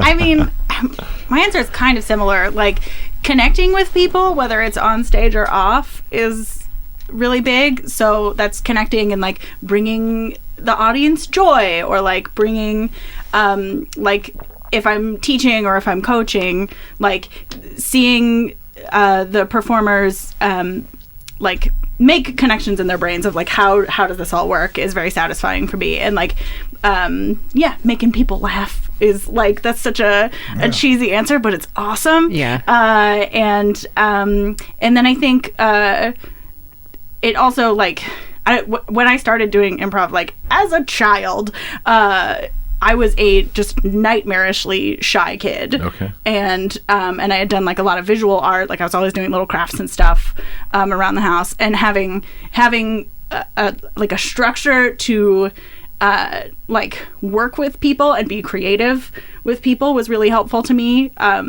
So again, with connections. And then as a sort of a theater dork, being able to play any character I want to at any time, totally up to me, is really awesome. Because like I might not get cast for some type of role that I'm like actually like internally really good for, but I don't look right for it. But for improv, for comedy, like, and for sketch, like I can play whatever I want to. Sure. Which is awesome to me. So. Just like thinking of you as a child doing improv is I love it. the best. There's like, video. There's video. I found an article the other day, and I found I was cleaning one of my closets out, and I found the T-shirt from when I did it, like my first little group in fourth grade. It's What was the name of your? What was Dude, the name? I don't even have like a sweater from last week. Oh my god! I just made a T-shirt quilt from like 18 years of Well, now you have to make a pillow to go with your quilt. That's so beautiful. That's amazing. What was your fourth grade improv team's name? Slippery Bananas. Oh my or god! something Oh, like how that? cute! Something funny. No, my first group was Purple Crayon Players. Oh my god! It's the perfect name. I know, it's so cute. And then That is the most pimp kindergarten group ever. Yeah. Purple crayon I players. know. When your shirt's purple, at least. Tell me you did purple shirts. I'm all about that merch. Like, what? Yeah, and then the group. There was a teen group that I was a part of, where I like toured local libraries in the Oklahoma City metropolitan area. And like we did improv for other like kids and teens through this program, and they were the Comedy Commandos. Oh, that's the good. title. That's good. Yeah. And that's just beautiful. So- Like that. So that gives you an understanding of like, if we want to talk about art and you want to talk about validation of art forms. I mean, No somebody doubt. that's been doing it and as young as Beth is, and she's like, I got 20 years, and you're like, oh, in fourth grade, and I'm just like, that tells you. I mean, like, No listen, doubt. this is for real. Like, and these people are funny, and you need to be able to go and find them and see this. It's special to watch. It's the one thing I've learned from speaking to comedians in all disciplines so far is that it's such a organic thing. It's another thing. Like, so someone who it isn't that I don't have interest in comedy. I just never had the ability to make someone laugh. I mean, and I think most people are that way. And but to sit with you folks and get another feeling and get another expression about how different you're wired differently. You know, Yeah. to someone like me, you folks are wired differently. That there's just something Hyper observant. Yeah, Hyper observant. Yeah, but also, hyper-observant. I tend to think that your ilk is fantastic at turning on a dime and just quicker on the draw. You know, that's part of, I think, the essence of great comedy, just being quick. And I think that's the separation. That's part of the separation from the average person, which makes you all so funny to us.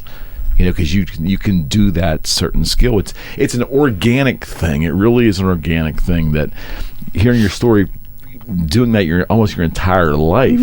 It's a part of you, right? Like I can't really. I kind of envy that, to be honest with you. Like music to me has been a part of my life. To me. Yeah, you know? when she first told me that she's been doing improv for 20 years, I was like, what? well, and unpack that for a second, because if I said to you, I've been doing stand-up for 20 years, you would say, wow. What? No, you would be like, no. But because the years in the world of stand-up are totally different. It's all about legitimizing your journey. Yeah. That you've been doing this for 20 years. Oh, holy hell. And then, but in the world of improv, they don't ever really talk about, how many years. And it should be celebrated in the same way. Now, why is that? But the thing that's like the most that I really enjoy about comedy, improv, or stand-up is that you can have somebody that's 60 and just starting, or you could have somebody that's 25 and has been doing it for 15 years. Yeah. You know, so like it kind of knocks out the thing of like age brings the experience. Like it really doesn't work that way in comedy, no matter what. Like when it comes to improv, like Beth is the person I go to because she has the most experience. Got it. And she has been through every kind of situation that you could probably be in when it comes to improv. And so like when we're building out the show, I really lean on her with a lot of the like logistical stuff because she has that background. Right on. You know, same thing with Jason. He's definitely been doing it longer than me. And so I'm going to lean on him when it comes to like the lineup and where I'm putting people or what jokes I'm doing, when I'm doing them, and that sort of thing because they have that experience. Now, age-wise, Beth is the youngest. Yeah. And has the most years of comedy experience of comedy of active stage and doing the thing, and I really can't think amazing. of many other avenues either in business or in creative where that plays out the way that it does in comedy, you know. Well, yeah, I would agree because again, it comes from within. So it can start forming at such a young age in a human, whereas maybe other things have more technical skill to them. Yeah, that don't. And it comes down to opportunity, right? Good point. Good there point. was something that gave that opportunity at that age, whether it was a school program, whether it was her parents were interested in the arts. You know, so it's about availability, and we really need to continue to work on breaking down all barriers. Right on. You know, whether it is, you know, especially economic barriers, and making sure that people, and that's why, you know, having a diversity scholarship through the arcade of like, listen, we have to do, and that's not enough. Like we have to keep working. We have to keep working to get everyone's voice heard, and we have to break down these barriers. So, you know, I didn't think it was a possibility until I was 39. My son asked me, he goes, "What if you would have started comedy when you were 19?" He goes, "Where do you think you would be right now?" And I couldn't really answer that. Because I always loved it, but I never thought it was attainable. I didn't know this existed if I just drove through the Squirrel Hill tunnels, because in a way it didn't back then. You did have the folks coming up probably in that generation would have been Billy Crawford, would have been around that time. Billy and I are close in the same age. So when those folks were coming up back then, I would go see a show at the Improv. I didn't know that the person opening for the person I went to see potentially lives in Greenfield. Got it. I didn't know that was a possibility until I was almost 40. Yeah. Wow. So but being able to have things like this that take what we know about the art and put it out there and what we do and what others are doing, this is giving people that look to say, holy hell, yeah, I it think doesn't so. matter I how think old so. I am. It's not. It doesn't have to be we have over what are the improv groups that are like the older folks. They I forget what they're all over the age. They're all over the age of 50. Like and so you Be careful. So you have those. So you have there's all. They're these called the different senior groups. sillies. There you go. All right. What a good Boom. title. Put that down. Good. There you go. There's my shirt. See, when you turn it. Yeah. Mine won't sell, but yeah. We'll buy it. You'll sell 3. The senior sillies. Yeah. It's good. Yeah. I guess the great thing about comedy and podcasting is what we're doing today. This is what I have found is the beauty. My fear initially in the beginning of starting this podcast was there's no comedians going to come on here. I hear they love to talk and have a good time, but they're not going to come on here because again, this is my uninformed mind about what you folks do, is that, well, their act is probably 10 to 20 minutes max, and they're going to come on here and I'm going to ask them to talk for 2.5 hours, and they're going to somehow think that, well, I'm not going to give my material away for free, and I'm not going to. Meanwhile, in my head, I didn't understand that it really was about the conversation and the process and their story and everything around that and elevating the art form. And in the beginning, I was like, there's no way that a comedian's going to come on a podcast. So it's mind-numbing to me that you folks, you guard that material. That's what you do, your creative process. But at the same time, you're all of you, to a man or a woman, have been fun to come on here and just give me everything. Yeah. And that's amazing to me, because I'll tell you that in some other fields that might not be the case. Yeah, I mean, listen, one thing that was missing from all of our answers of why we do this is ego. Oh yeah, you can't. You have to have some ego. You have to have some good ego. Good ego goes a long way, right? Good ego. No pussy's gonna walk around with a balls out shirt on. Right? Okay, there it is. You gotta have it. You gotta stand tall. So giving us stand up a platform to be able to, and also be real. We're mining material. Oh yeah. You should have a podcast now coming out of this. So there's. I told you last time you were here, you should have a podcast. You did. Yes, you did. So it's you're mining material, and you're also you're being more vulnerable than for a stand-up. You're being more vulnerable than you're allowing yourself to be on stage a lot of ways, because you are controlling it, right? You've crafted no this. Question. No question. I didn't look at it from that angle, but I think you're right. Yeah. Well, I mean, this is freeing. This is just. It is. Let's just let me talk about something, because you doing comedy is not normal. No. This isn't We're normal. a bunch of weirdos. It's not normal. It's beautiful, but it's not normal, because then everyone would be able to go up and do it. So to be able to share why this is so important to us as individuals, and everyone's story is different. That's the beauty of it. But do you think podcasting's normal? See, I think the beauty of the whole genre of podcasting. I don't mean the podcasts that are 20 minutes to push a product. Right. I don't mind commercialism, and I don't mind making money. I'm a capitalist, but I'm a kind capitalist. Okay. But in this format where there isn't any agenda bent, it's just go at it and just have a good time. That kind of free-form discussion is very rare. I think it happens in living rooms and coffee shops and but I don't think it's shown to the public very often. Very few long-form, really unvarnished kind of conversations, which I think is the perfect format for what you folks do and who you folks are. Wouldn't you say? I think podcasting is just the evolution of radio.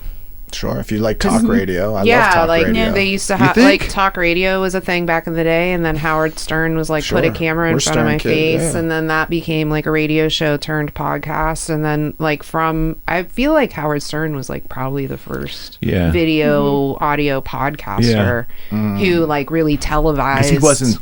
I agree, his thing, Sarah. He wasn't tethered. He hates them, but he does. He started it. Oh yeah, essentially, because I can't think of anybody before Howard Stern that did They always say Adam that kind of Carolla started, form. right? Oh, Adam Carolla, Adam yeah. Carolla. Okay. Yeah, I think we're in an interesting Adam Curry too, I think. interesting evolution of I'm a big podcast listener. Yeah. I listen to probably 12, 13 a week. Right on. What I have on when I'm driving. It's what I have in my ear when I'm doing. It's so wonderful work. because you can select what the heck you want. Yeah. I mean, it's an open palette.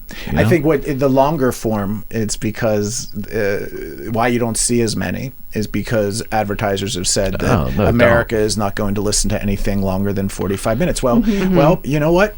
Some of us will. And Rogan proved that wrong. Love or hate Joe Rogan, that format. I'm going to talk about his format. The format of like putting it out there. Yeah. There was an audience that stayed the whole time, and I think that was the phenomenal thing that like people looked in on that and said, "Oh, people will hang around for 2 hours." I'm definitely like very selective with podcasts and what I will and won't listen to, and like really for me, it just comes down to time. Do I have time to listen? Because there are some podcasts that I watch and listen to that are like an hour and a half. Yeah, but I know I can only listen to those when you want on when a you Wednesday. Have that time. Yes, you know what I mean. Like, and then there's other ones that are 20 minutes, 30 minutes, and I'm like, oh, that's a dog walk podcast. Cool. Yeah. So it really just for me like comes down to time, and also what people are taught. Like, I don't want to listen to some dumb shit, like I want to listen to like real intelligent conversation where I'm learning and also relating to, where it's like, oh yeah, I was just having this conversation and now I'm hearing it from these people's perspectives and that sort of thing. So I don't know, I think this is going to be brave to say, but balls out man. balls out. I think it's very assuming to think that podcasting is this new great thing. Like I really believe podcasting is the evolution of radio. You had just radio, you had MTV when they played music videos. Those two things started to mesh together. Or even to take you a step further, I think it's an evolution of talk conversation shows in general. Yeah. When you see what Conan has done, Conan is feeling more love for doing his podcast because he's loving the ability to have a long discussion. Where that was my point. Where on his TV show he only got a 7-minute thing. They've also got to plug the movie that the person's in. That's really my only point, to be honest with you. Because that's why I wanted the visual show, because I listened to audio podcasts, but there was something visceral for me where I'd put up in the corner of my computer screens while I'm doing work. I would want to kind of see the inflection of the person giving. Once in a while. I've never expected anybody to dial into one of my longer shows, and they do. I don't get it, but watch the whole show. That's mind-numbing to me that someone will sit and watch for 3.5 hours. And that's nuts. But it might be in the background of what they're doing. And Exactly. like, I do that all the time. Exactly. I'll be laying on my couch with my laptop open. 100%. I'll put on a podcast on YouTube. 100%. Yeah, I mean, that's why, like, binging Netflix series, like, I'll binge 8 episodes during a work day with no problem. Do I know exactly what happened during those 8 episodes? No. Unless you text me the entire time. That was the most fun I've ever had text messaging. Yeah. I had to finish writing a grant for work, so I just put my phone on do not disturb, but I told her. I was She gave me permission. I was like, you text me as much as you want because I'm farther along in this show I was catching that we're up. both watching. Like, you just text me as much as you want. And so then I submitted the grant a couple hours later, and I go back to my phone, and I think I had 100 text messages. Because I was like, I took her permission as I want real time. What was the show? What you are thinking. Love is Blind season 2. Love is Blind season 2. Okay. I don't know that one. Hot trash. I got a bunch of people watching that now. Hot trash. Yeah. Is it? Hot trash. Yeah. And mind you, Beth reminded me that I had seen season 1, even though I didn't remember at all. Yeah. Well, because that was like it came out and then the pandemic happened. Is that what it was? Yes. Okay. Yeah. So there's a gap in there. There was a gap. Yeah. But yeah, I definitely was texting her things like, oh my God, look at his socks. Just, he needs to close his mouth while breathing. Yeah. She is that girl. Damn. Like, those were the text messages. So, like, had you not watched the show, Oh my God, no that's idea great. what I'm talking But I knew That is exactly what she was talking about. And then it got to a point where I was like, I need to stop. But I want to keep going. Okay, the dog needs to go for a walk. I'm done. Yeah. Yeah. That was fun. But, man, what a train wreck.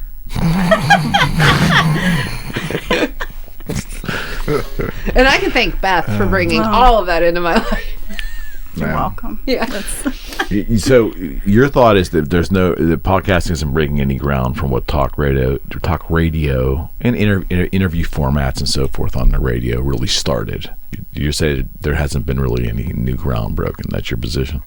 I mean, NPR's been around for a long time. Yeah. So It's just I that don't I just think think it's becoming more main. I mean, it's just the mainstream of it, right? I think it's just Like, the next step. It's more the next people are evolutionary accepting step. it. You know. yeah. Would you say that one of the beauties of it is that the ease of entry is available to pretty much Yes. anyone, whereas and they have a platform. Whether people tune in or not, who knows? Yeah. But I think because we just couldn't start a talk radio show in the early '90s, we Right. couldn't There's no way to broadcast it, right? Yeah. But now, in conjunction with what the web has brought us, we can just put it Yeah, out but there. I mean, if you had the connections and you had the hustle to get into a radio station and do a radio show, then But you it's- know, but more celestial power to radio you. is I dead at this I point. did. Yeah. You know Yeah. what? I did do exactly what you said, and it sucked because I had to break every 3.5 minutes for some kind of commercial or there's Sure, a commercial sure. read. I wasn't really in charge of my own material. I mean, it really wasn't. There was nothing great about the 3.5 years I did it. I didn't like it, and that experience led me to do this. Yeah. And Not there's right that- afterwards. yeah. You're close. Yeah, I mean, and there's not a lot of that in radio now. Like as far as those freedoms, it's very obviously with corporate iHeart and different things that have happened. Yeah.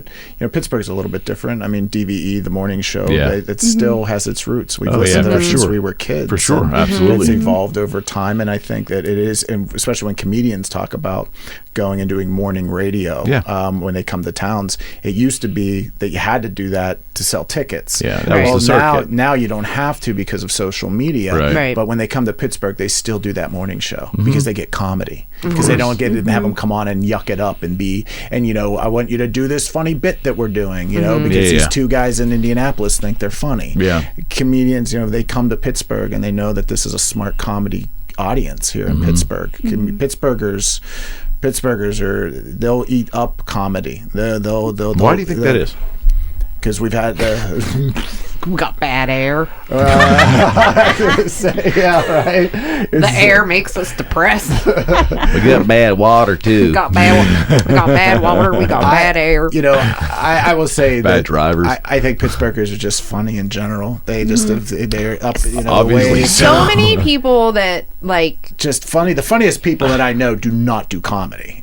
yeah, Yeah. The funniest people in my life That's fun. do That's not funny. do comedy. Like No. that guy, The whole concept's that funny. works at the guy that works at your local pizza shop. That every time you come in, that's the funniest dude. Come on. And if you tell them like you should do comedy, they're like, no, I ain't got time for that.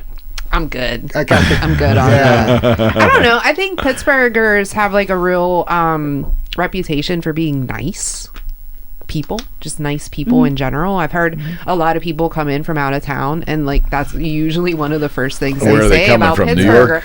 Like instead of saying like, oh, we went to this building or whatever, they're like, people are just really nice. And I think it comes down to, I think their experience comes down to, if you ask a Pittsburgher directions, that's a performance.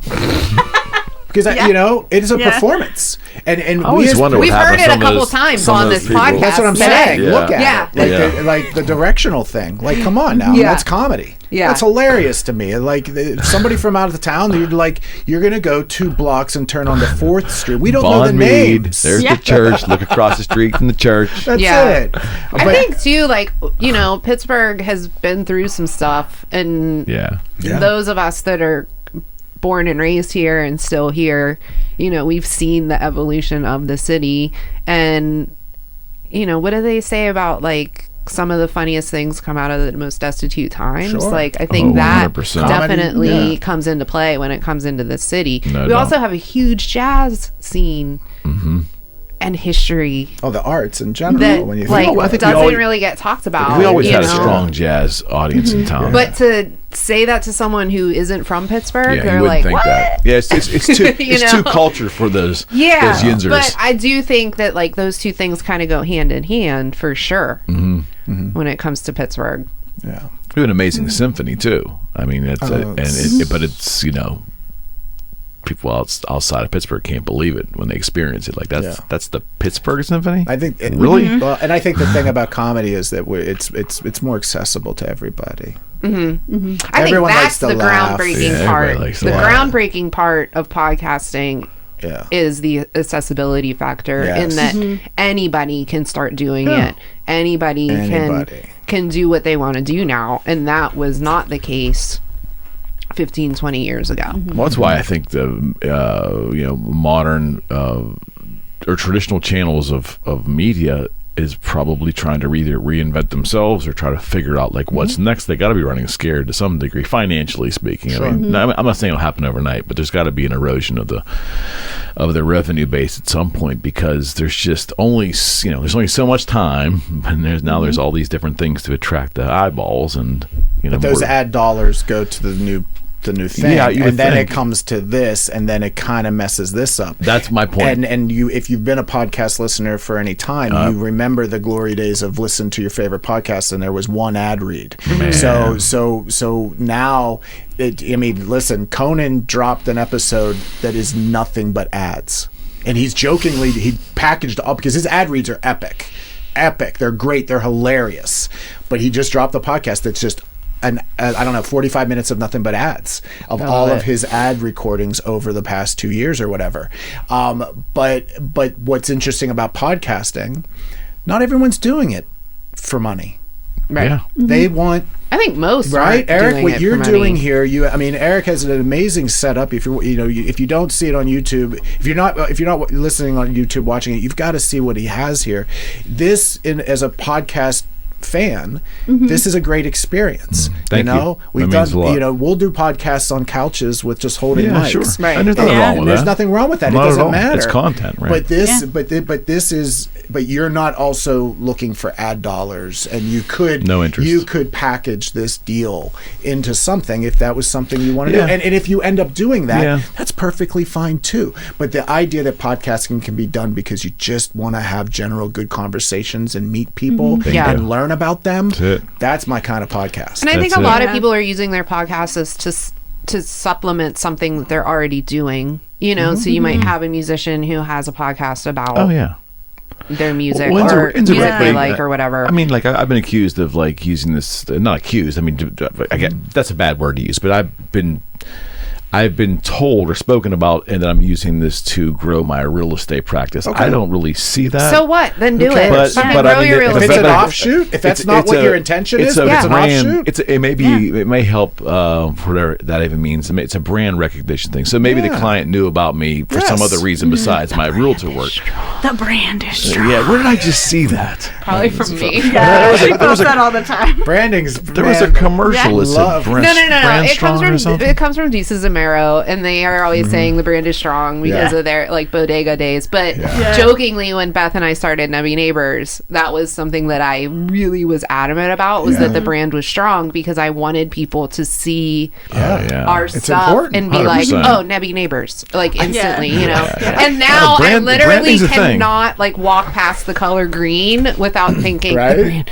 They're so good, and I love it. I put Arcade Comedy stickers on hand sanitizers. You have Yeah. to, man. Yeah. I mean, that's how ridiculous. I mean, it's branding. It is about a brand. It's about creating confidence. Yeah. It's about creating Absolutely. trust. And that's what I'm trying. That's what I'm trying to do here with the show. In that wide range of people, all different kinds of philosophies. We intentionally stay away from politics. It does creep in because I don't tell my guests what to talk about. But I don't go in there with the outset of asking questions politically because they can get that elsewhere. Yeah. But everything else is on the table. yeah. Yeah. You know. So And I mean, if somebody says like, oh, this podcast is just through your real estate. Like, boo fucking who? You're not the one making the money, selling the houses, and doing the podcast. Yeah. Well, Like, if all of a sudden there does become the segment of the podcast that is about real estate and about how to what the value of the market is, then maybe you are tiptoeing it. But it's your choice. It's your program. Yeah. It's and your like, ability. who cares? That's a game that I dipped my toe in for about a year. Lord.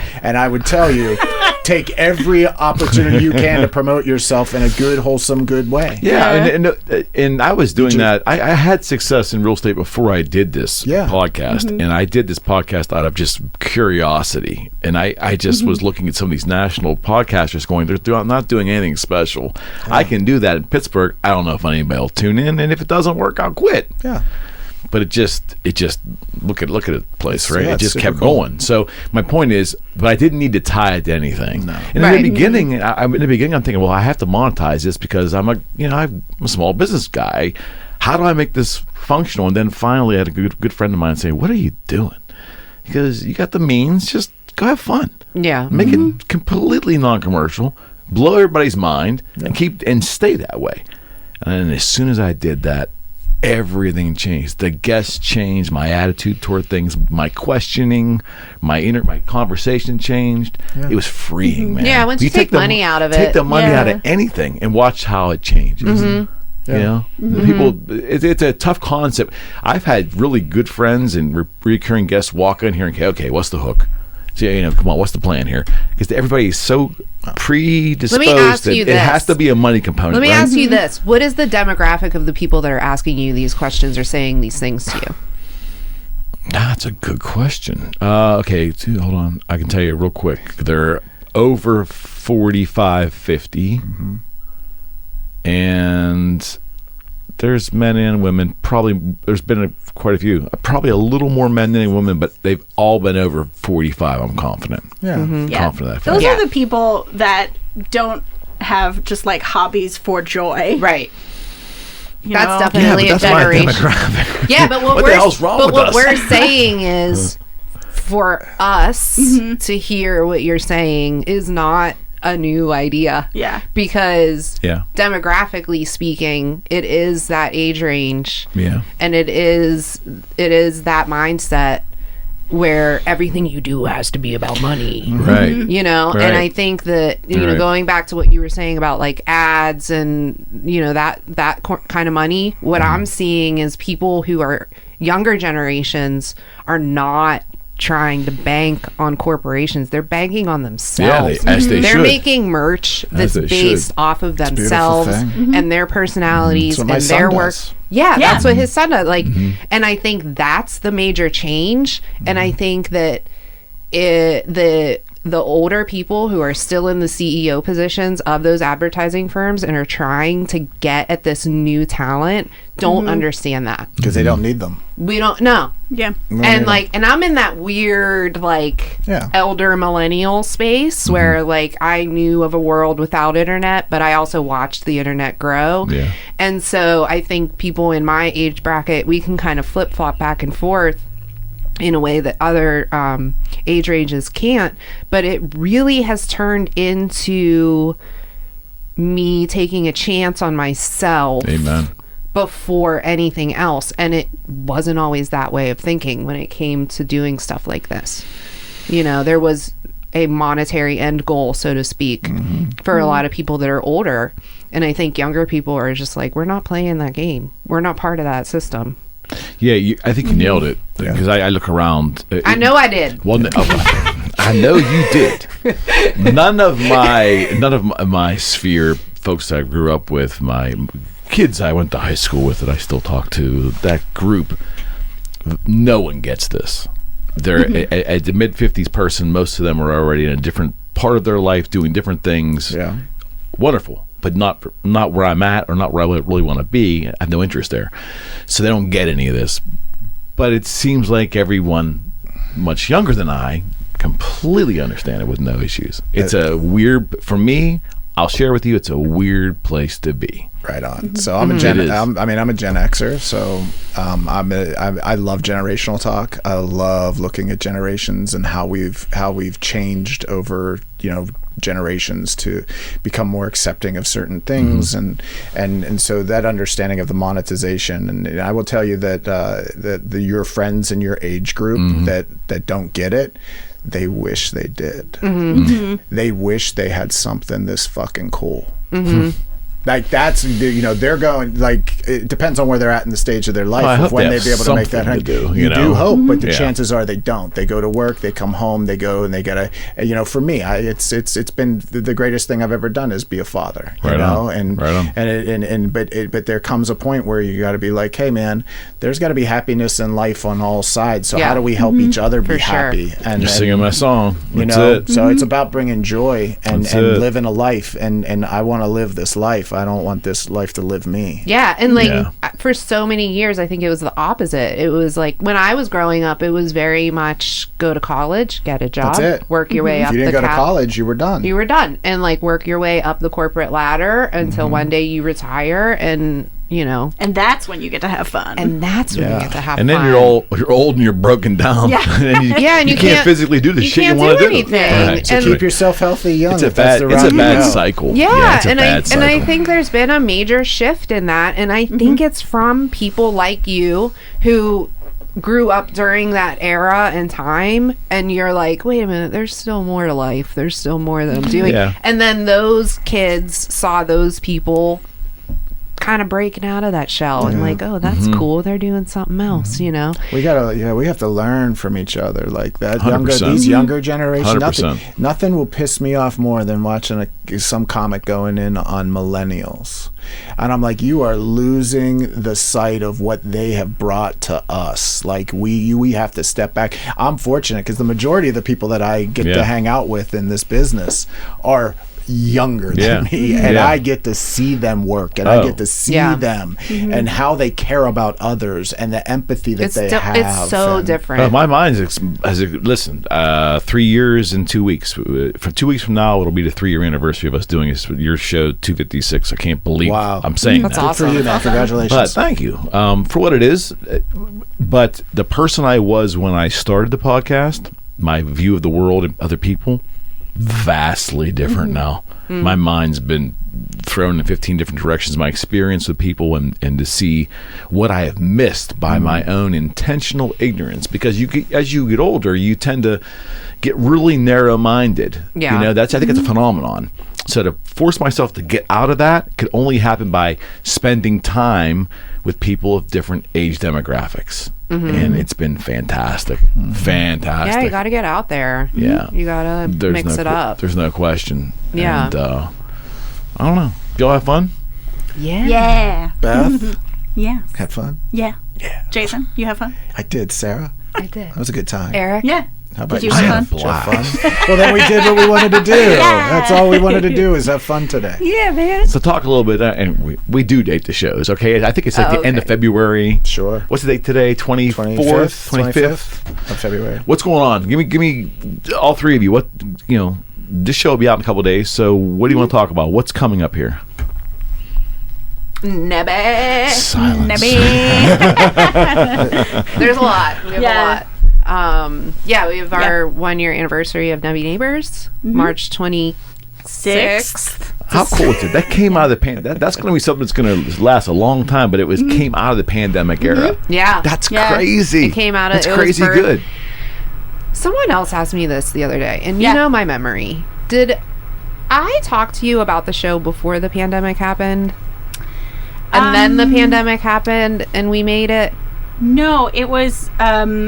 So we were at a weekly like Zoom rehearsal for Select Start, and I had said like, and we had done I think maybe 1 or 2 online Zoom shows that were very just like, we're doing some short form improv games, pretty standard. And then I had a discussion with everybody on the team, like, hey, what are ideas you have for like other new shows? What can we do that's like fun and themed, or like, does anyone have any ideas for that? And so that was, I think, June 2020. And it was a cold June 2020. I remember it being cold and being like, hey Beth, let's do this show. Yeah, and so like the earliest idea was like you had mentioned like I want to do something with like next door posts. Yeah. And then we didn't talk about it for like 6 months. Yeah, that's true. And then I got reached out to for doing like Women's History Month programming. Okay, yeah. That was going to be March of 21. And I was like, man, I'm really busy. Who has a good idea? And I like went back through my notes from that June chat of like, That's okay, who's a lady with a good idea? Right. that I can like co-produce with. And then I reached out to you and I was like, okay, I'll help you with like, here's how to do a show. Yeah. But like, let's use your crazy awesome ideas and then like turn that in. You tell me a neighbor or a somewhat neighbor was the spearhead for this, some insanity that you were dealing with on a regular basis? There was a dispute over. There was a dispute over safe streets signs on my block. Okay. And that post in particular had like I think 270 some comments on it that ranged from very serious to very ridiculous. and that was the one that like pushed me over the edge. That was like, we're gonna do a show out of this. Got it. But you're right. It was like a good 6 months before we actually even started to think about like executing it. Yeah, I think it was just like a blip. It was like January or February. I don't even think we had that much time. We had like maybe 2 weeks to put it together. Holy and shit. you were like, because I got reached out to like maybe end of February of 21, and it was like, can you do something? And I was like, I think like Sarah has a really good idea, let's turn it into something. And you were like, 2 weeks? And I was like, okay, I have this, like I can do the structure of it, I can do the tech, because we've been doing a monthly like improv show already. And then it was just like, let's just figure out how to like what's going to be overlay the neighborly bits. And it was just so perfect the way it started. The first for me watching the first episode, and I had a general idea of what they were working on, and I think there might have been some videos you shared with me of like some people were doing some pre-recorded bits and I'm just laughing. But it was the start of it being, the Mr. Rogers theme. Like written just by Beth. That was rewritten, and then Sarah comes out and she takes off her hoodie and puts on another one. You did like a Mr. Rogers kind of thing. Yeah, like we had a nod. We still have a nod to Mr. Rogers. Yeah, it's so Pittsburgh, that right away, and then just watching. I mean, the bits of just like, are the lights off? Like are your lights off? Like a running bit.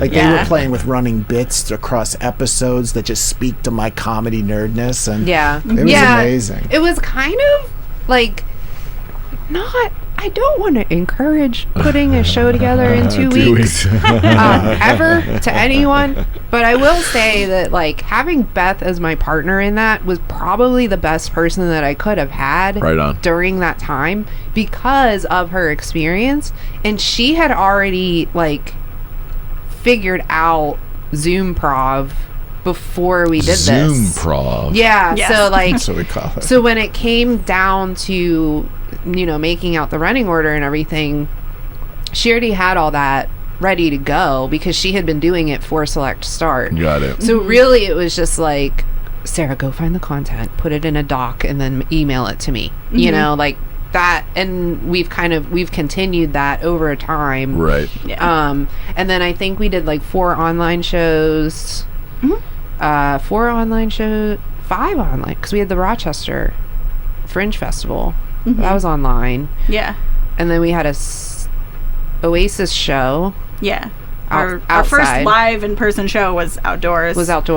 And so that was funny because we were like, we don't have the computer screen. What are we gonna do? We don't have a projector to even be able to like sort of do something similar. So then we made like how many of those stinking like poster boards? We had 4 posts and we had 5 per Yeah, No, wait, they we had basically more. took, No, it was they basically more. they took the printed out. They took the screenshots. We went straight and analog. arts and crafts, right? That's what you said. Yeah, Yeah, we went arts and crafts time. We went Yeah. from going to an online show to straight analog, and Yeah. Beth hand wrote each post out. It on, was like 30 like on every giant poster boards that we would hold up, and then we like painted the them. icons. It was crazy. and was like so every cool. flat Yeah. surface in my house was covered in these poster boards of like posts from Yeah. next door. We painted God. like cardboard props for things. It was crazy. Yeah. Yeah. And that was amazing to watch as well, because we evolved from doing our shows outside at first was more of just like survival of it. And then when it evolved and we came back the following year and we were doing them, it was, we started to see that creativity towards the tail end of the first year too. We started seeing some of the creativity and the work that people were putting in, which then validated and made me feel good for what we were doing and going out and setting up in a in an old lot, and setting up tables and chairs and bringing tech in and doing all the cleanliness and everything we had to do, setting up a box office, the whole thing in an old vacant lot in downtown Pittsburgh, and then see them come in and see all the work they put in, and I was like, oh man, this is why we do this. It was just so wild, like brain capacity wise, to go from an online show to a stripped down analog stage show, and then now now that we have the stage live. indoors, we can hybrid the two and bring them together. So we still have video elements, we still have the post readings, but they're on a projected screen.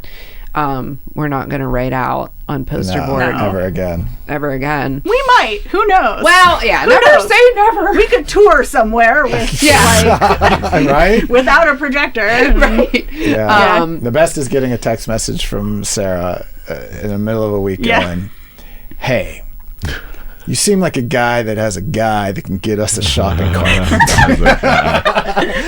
and here's in full disclosure. What are you trying to do, Jason? What's that? What are you trying to do? What are you trying to incriminate me? No. I mean, we don't not have a shopping cart. Right. It's whatever. I'm not saying you do or you don't. We do. I'll totally incriminate myself. I don't care. Yeah. So, that was the greatest day when you took that shopping cart. It was so funny. So, but I did think you would be the one. And in full disclosure, like honest, for the first time, I could have got you one. I mentally and emotionally could not juggle that task at that time. Yeah. So I had to tell you. He looks like a guy who would know a guy. Yeah. Like your shopping cart. Like Suzanne Lawrence hit me up a couple weeks ago. She goes, "This might seem really random and off the wall, but you seem like a guy that's got a helium connection." Yeah. Jason's that guy for sure.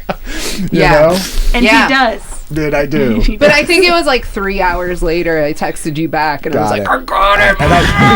Because I knew she would. I'm not letting her down. I'm like, I know I can make this happen, but I'm not going to. We had so we had an in-person our first in-person rehearsal with the cast for this show. It was going to be our first like in person at the theater show, and we were all so excited. Like, wow! I was talking about before we even got the shopping cart, and everyone was at Select Start practice, and it was like, there's like a lawyer, like every logistical person was like, Sarah, don't do this. That's what it was. Yeah, we were borrowing the shopping cart. Yeah, because you asked everybody else, I think, too, and we were like talking like, oh, we're so excited for the in-person Nebby. We really want, want to get a shopping cart for this one bit. Yeah. Like we have we have a lawyer. We have a guy that works for the CDC. We have like an accountant. We have just. Somebody a whole team of medical researchers, and every walk of life you could possibly think of is in this improv team, and they're listening to me tell them what I want to do. And they're like, no, okay, and these are the reasons, and and then if you take it from here, then you got one now, right? They're like looking stuff up, like this could possibly be a felony, depending on let me tell you what kind of felony it's going to be. And then I get in the car, would stop you. And you drop someone off who is like, do not take me with With you. you. I do not want. She was very adamant, Yeah. like, I do not want to be a part of this at all. And I was Yes. like, okay, no problem. Then I found out that shopping carts now have trackers in them. Sir, I don't think Pittsburgh shopping carts do, but I They know that they do. Some of them exist. do. Who Yes, has that? absolutely have. Who's Because spending that I money? thought a friend of mine was going to commit this crime with me. Oh. And he is the one that told me, do not do this. They have trackers in them. Yeah. Listen, They're always littered throughout Coryell, but you could have came up here Because to Well, apparently- like I said, you have to go to that independent one that Yes. or the Well, listen, yeah. I got one. Yeah. Yes. You Did dropped you our take friend the off. branding off it? Someone already had removed said tracker. Yeah. I There need were to- like 3 on your way too. You were like, should I get that one? No, still. I had my choice. Still looks pretty good. And then you put this one Where was do like where do they hide the tracker? Is it in a wheel? It's in, it's Yeah. in the wheel. Because I know that's where in Florida is when I first seen them. I seen them at And I had no idea. I didn't know that was a thing, but it's definitely a thing. But this one was busted out. But dummy me, adrenaline going, didn't think to like look for the tracker until I got to my house. So I definitely led them right to my How home. funny would it have been? You junior criminal. Because that Yeah. was that the pictures with Bev Conrique, right? That she's coming She's through the in it. curtain. She's Yeah. in it.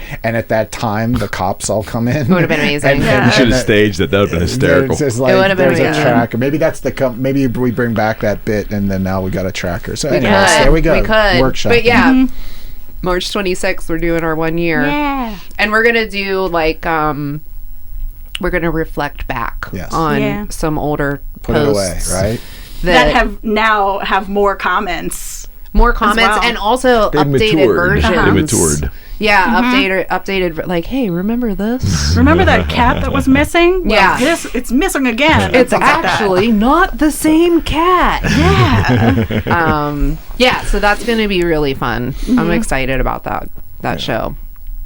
Well, people Yeah. should be out more in the summer and the spring, and better weather ahead of us. You know. It's a challenge for us, but Oh, really? Sure. The winters. okay. sure. Yeah. Oh, it's- We've got to get after it now because Interesting. when the weather breaks, then our audiences dip because now we're competing with, outdoor sports and we've got to right do on. all the different So things. it's reversed Yeah. then for you folks. Yeah, the Yeah. summers are difficult Okay. in the comedy business. You pretty much that's when your touring comics will sort Got of it. come home base and kind of hang tight a little Huh. bit. So the winter's the months then. Oh yeah, because Yeah. people want to get out, but they can't, especially in the Northeast. They can't go out. But Yeah, now yeah. we're competing with people wanting to be outdoors. So we might have to be a little creative with those things, Okay. and just sort of scale back a little bit and pick your moments. Yeah. So it'll be good. But And then Greer. well, no, we have. Well, before that, I mean, yeah, we've got. Next week, next the week week. that this is on, and we've got Nori Davis is in from New right York.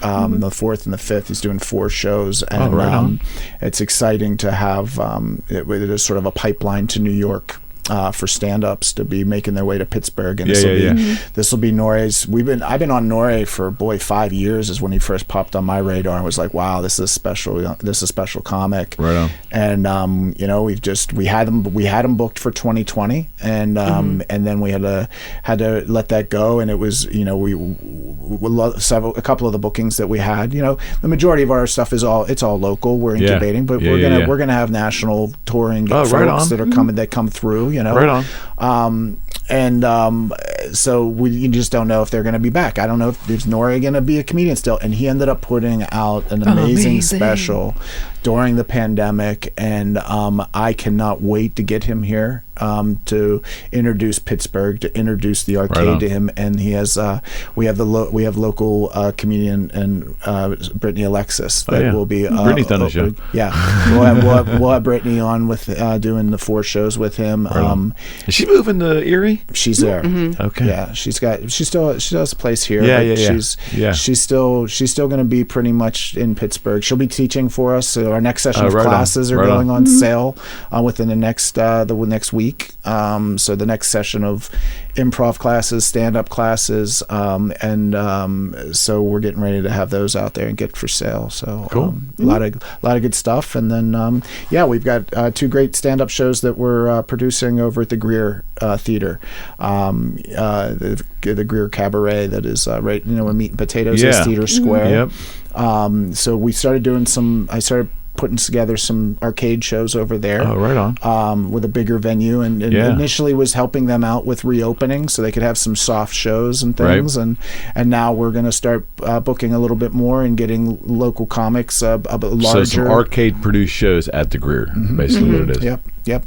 Oh, very cool. And then we'll on the same night we'll have arcade shows happening at the arcade. Oh, right on. And so you'll have this one, and it'll be some different things like that. Look at you moving on up.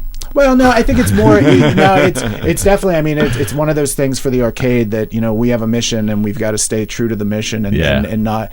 But what we've learned, we've built relationships over this time. We've come together. Sure. Whether it was with GPAC, which is a consortium of all the theaters, the nonprofit theaters during this, and then also getting involved with NIVA, which is the National Independent Venues Association, that was born out of the pandemic. Okay. So it was all of these local venue operators getting together, and we got together every week on phone call on Zoom and just met.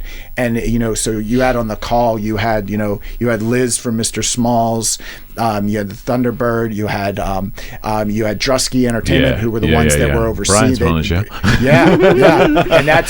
And that's where you'll see, like, they're bringing Steve Burns doing a benefit for the Mario Lemieux Foundation, and we're marketing partners with them on that. Got it. So those are the relationships that got built out of this. That it gives an opportunity to work with some really great people with these different venues, and the Greer is the Cultural Trust, and that's our land. That's our landlord.